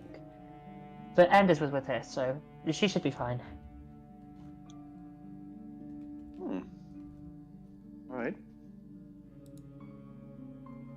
In that case, if the two guys are out for combat, and like at that point, I think my own stomach might be rumbling given the amount of sparring I did with Secret. Yeah, I think dinner time is warranted. Anything you're particularly peckish for, Clara? No, I'm okay. Just surprise us all. You must have brilliant recipes that none of us have ever tried. Well, except maybe Otar. Isn't he from like your town? No. It's gonna be steak with veggies. It's like I'll be learning. Noctis will stand up and say, "Well, technically it's my day to cook today. If you want to do the meat and the vegetables, as it were, I'll prepare a sauce. If you want to make enough for all of us, we can do it that way." That works out fine. If you don't mind discussing what you plan on putting in the sauce, I don't think I tried going for a sauce before. We didn't really do spices. Mushroom and cream, I would think. That's what I've got. Alright. Sounds perfect. Two of you start working in the kitchen. I would imagine that Uther and Caliban probably come in next. I think Adhera, you may get swept up in the workshop students, maybe not realize what time it is. I think you probably realize you're sleepy before you realize that it's like gone past a certain time. So like returned late. Yeah, so Uther and Caliban, you'd walk into the two in the kitchen, Noctis and Dafer. Clara, I don't know if you're like sat nearby doing something else, or if you've gone back to your room, or. No, I'll hang out and just like vibe. Okay. So yeah, after a day, like a spar in the morning, and then like a day's training at the club, Uther and Caliban, you walk back into to your companions, either cooking or chilling out nearby. Uther half dead. Yeah, shoulders screaming from holding this huge blade and just swing. Like. Caliban, put me out of my misery. Not sure if Caliban already has his potential offhand weapon. Oh, some ideas But, already. I had in mind just a sword breaker. Oh, just like a sword breaker is the dagger with the little like hook on it, right, to catch it. Is that the? It's like half of it is a blade, and the other half is like A comb. I was about to say it reminds me of like a series of combs that are just like Oh. Yeah, meant to just catch blades. Yeah, it's just supposed to like you're supposed to just parry with it, basically. I think, right? Is the? Yeah. Yeah, interesting. Let me see if I can't find. As the Caliban becomes even harder to hit and kill.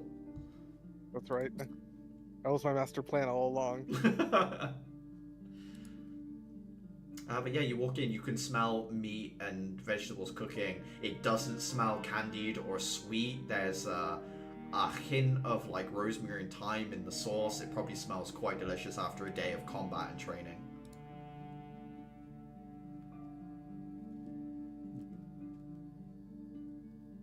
Nice. I think God, they didn't poison us tonight. Caliban, the one thing you would notice, there's no delectable hint of a wine reduction. No one put wine in the pan to have it sizzle off and scrape at the bottom. You don't really recognize exactly what it is, but there's something missing that you're like,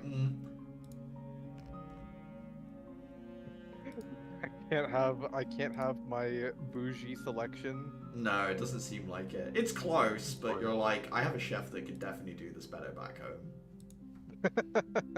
At least in your head, anyway.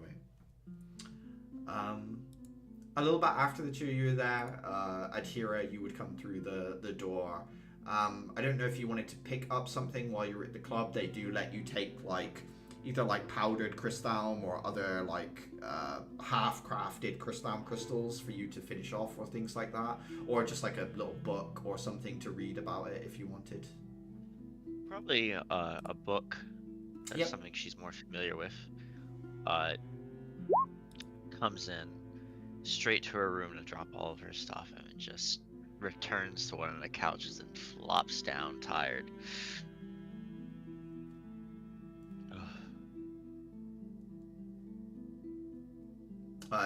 Meanwhile, you're watching Tamara walk past you with individual bits of a drum kit as she's like carrying it from one room to another right now. I'll watch amused. The book I got in the Arcanum, sort of held but unread, just sort of occupying my hands as I watch, the back and forth, this piece and this piece and this piece. Eventually, food is served. The entire dorms there, Delphin, all the year twos sit down with you to eat as well. Verity leans over to Noctis and says, "You did a lot better job of reining him in the kitchen than I did," and then starts eating next to him. I didn't hear this right. You didn't hear that, no. I'm not aware of the absolute death blow to my honor. Tamara will perk up and say, I've mostly got the kit out of your room. I'll deal with the symbols and other bits and pieces tomorrow, but you've at least got the floor space back. Appreciated. Very much appreciated. And, I was a bit finicky on climbing around that. Yeah, no, I was half expecting maybe if you were used to a bigger bed, you might roll out. We'd hear a crash bang wallop will come running into your room, find you in just your boxer shorts. Very embarrassing for you, but...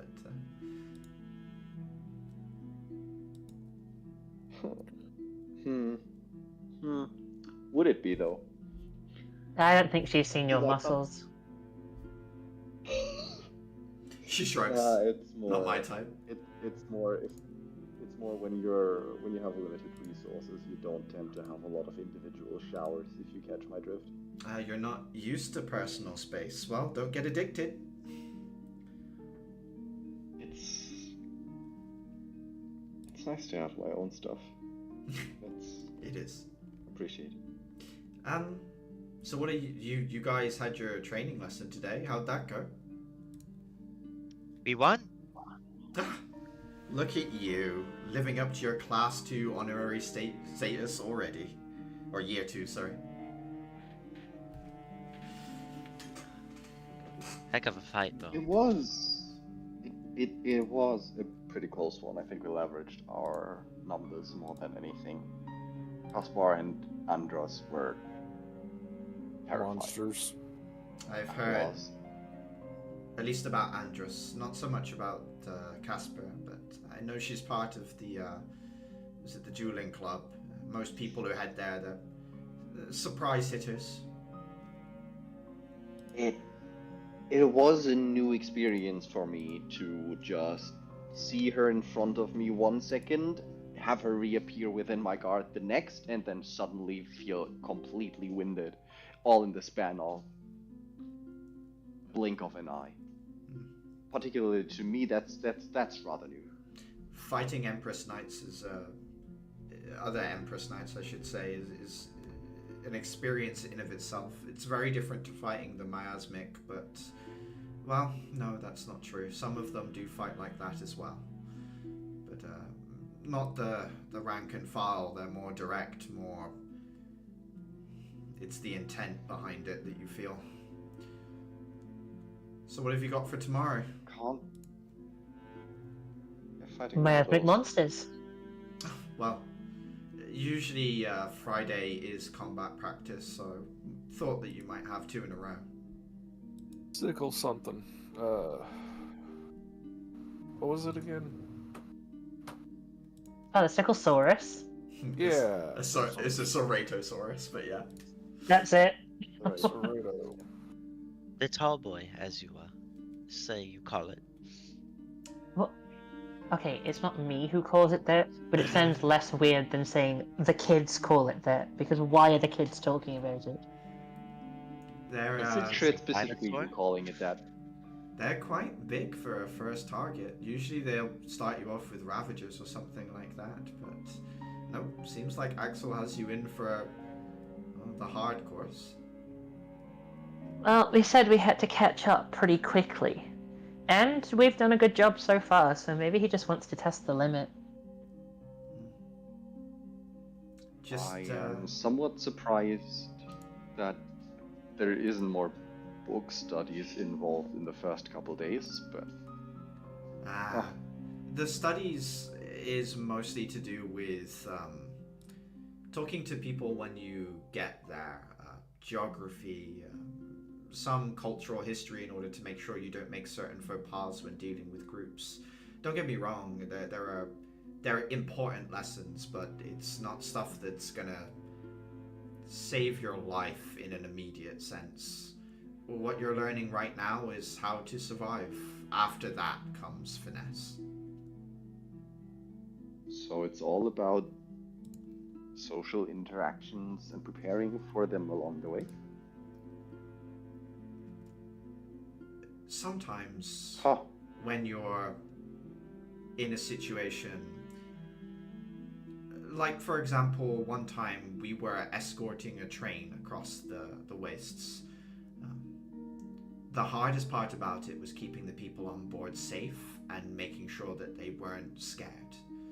We took lessons in how to talk to people in crisis situations, how to reassure them. If they panicked and ran, if they went the wrong way, it doesn't matter how skilled you are, you'll fail. These lessons, they'll come in handy one day. But obviously if you can't protect yourself, you can't protect anyone else as well, so one step at a time. That's a very different focus than I expected. Huh. I'll need to think of that.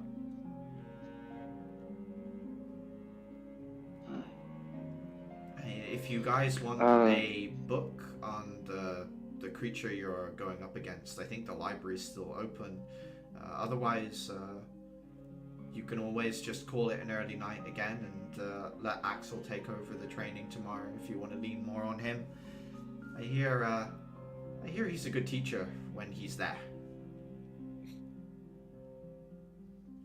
Is I he mean, usually did he? very absent? He goes out late, comes back. Well, I would call it late. I imagine that when he woke you up this morning, if I noticed anything, his clothes hadn't changed. I don't think he'd slept yet. Out somewhere in the city. I wouldn't know where, but his business is his business. I sort of share a glance with Uthar. It's you don't need an insight check on the look. It's a very kind of simple. Does that make you curious?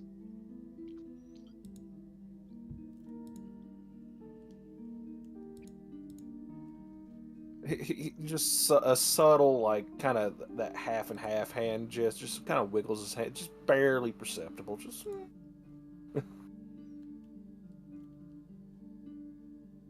Just a little bit. Just a little bit. Up to you guys whether any of you would like to try and study ahead of time or head to bed that evening after dinner, or if there was something obviously else you wanted to do too as well. But... I was I think just I would gonna. like to go steal the book. Mhm. From the library. It's a library. You take it. You don't have to steal it. It's fine. Do be fair, that's do just- I have to accompany Uther? You can accompany To you make there to the sure. library, yeah. It's I know how to use a library. I just suck at talking. Then allow me to do the speaking. Okay, so you two are heading to the library. Might as well. Adhere is going to return to the workshop just to sort of do a last minute perusing of the crystals and switch out one of her level ones. Yeah, absolutely. You can do that in this evening. Go swap your crystals out and take a look around. Okay. Anything from you, Clara? No, I'm pretty happy with my knowledge of this creature. Mhm. So I'm gonna go relax, write in my school mandated journal. Yes, perfect. Dafer, anything that you want to do that evening, or are you like more likely just chatting with Delphin about the cooking club, or? Having done my food preparations for tomorrow, I think I would go to see if I can find Dylan. Yeah, you would find him in the workshop at the same time that Adhira's gone there for crystals. So yeah, go for it. In that case, I try to find Dylan and explain to him what the effect I saw from using the ambaric chunk that he gave me. That I basically didn't use it for a kick or anything, but more that I just had it in my hand and crushed it as I did a punch attack, and the effects it had. Like reporting as you asked me to. Yeah. The day before. Going through it with you, his big concern of what you described is the amount of energy released. It should have been more than that. Basically it gets him wondering, like, okay, was the energy not directed enough? Does it need like more channeling somehow, or was it the release method? Like, you get talking with him and that gives him some ideas to begin working on, which means I'm gonna start my first clock. Uh-oh. I would like add information like it had to go through my gauntlet, which obviously was runic powered, so those energies likely potentially interfered with one another, so it might make sense to like have channel lines somehow to make it so they that are isolated from one another, so that these two energy paths can't interfere with one another. Yeah. As I noted, I also had to like do stuff to keep it in control, to not hurt me, etc. pp. Yep. Let me 1 second. I'm trying to get this to. There we go.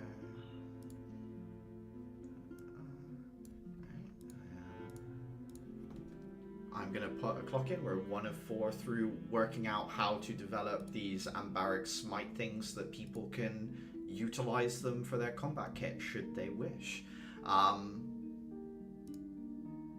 as you use them more in the field, as you come up with ideas in the evening, go and visit him, talk to him some more, do some rolls with him to get through the clock. Once that's finished, you'll get like the ability to choose these Ambaric Smites instead of crystal loadouts or other things like that will let you release lightning every now and again when you hit something. So you have a source of lightning damage or burst damage if you want that in your kit as well.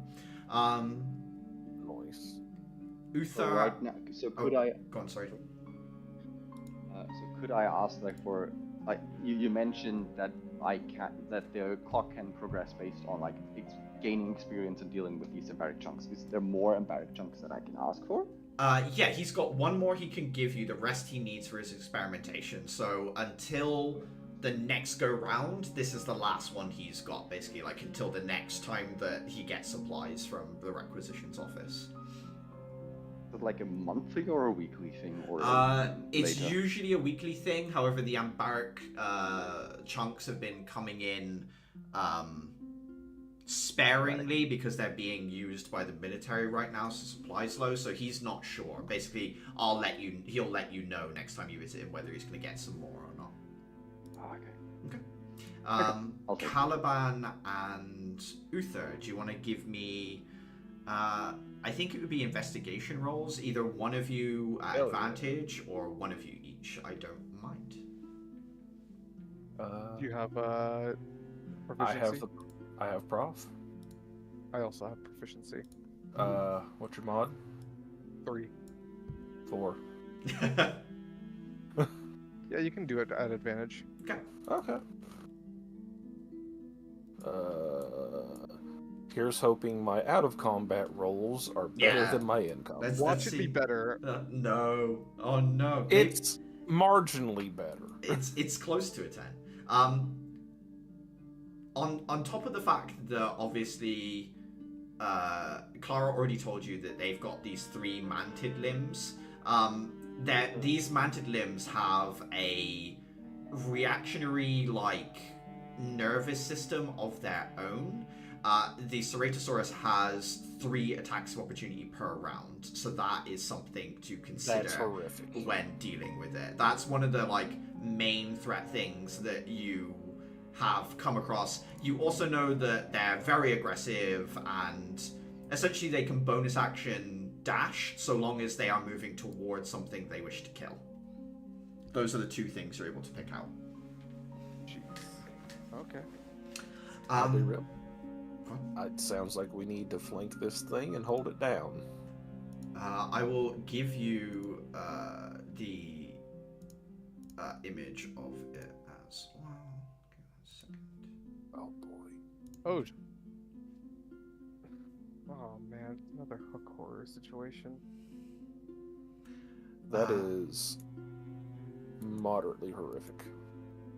So, with that said, after your studies, you head back for the night. It is late, and we will once again close off with another day of school having passed, but I think that's as good a point as any to leave off with you facing the Ceratosaurus the next day under Axel's guidance. We've been playing for almost literally 4 hours, 4 hours and a minute. Nice. Wonderful having you all here, and we'll close the stream for today. Bye, YouTube.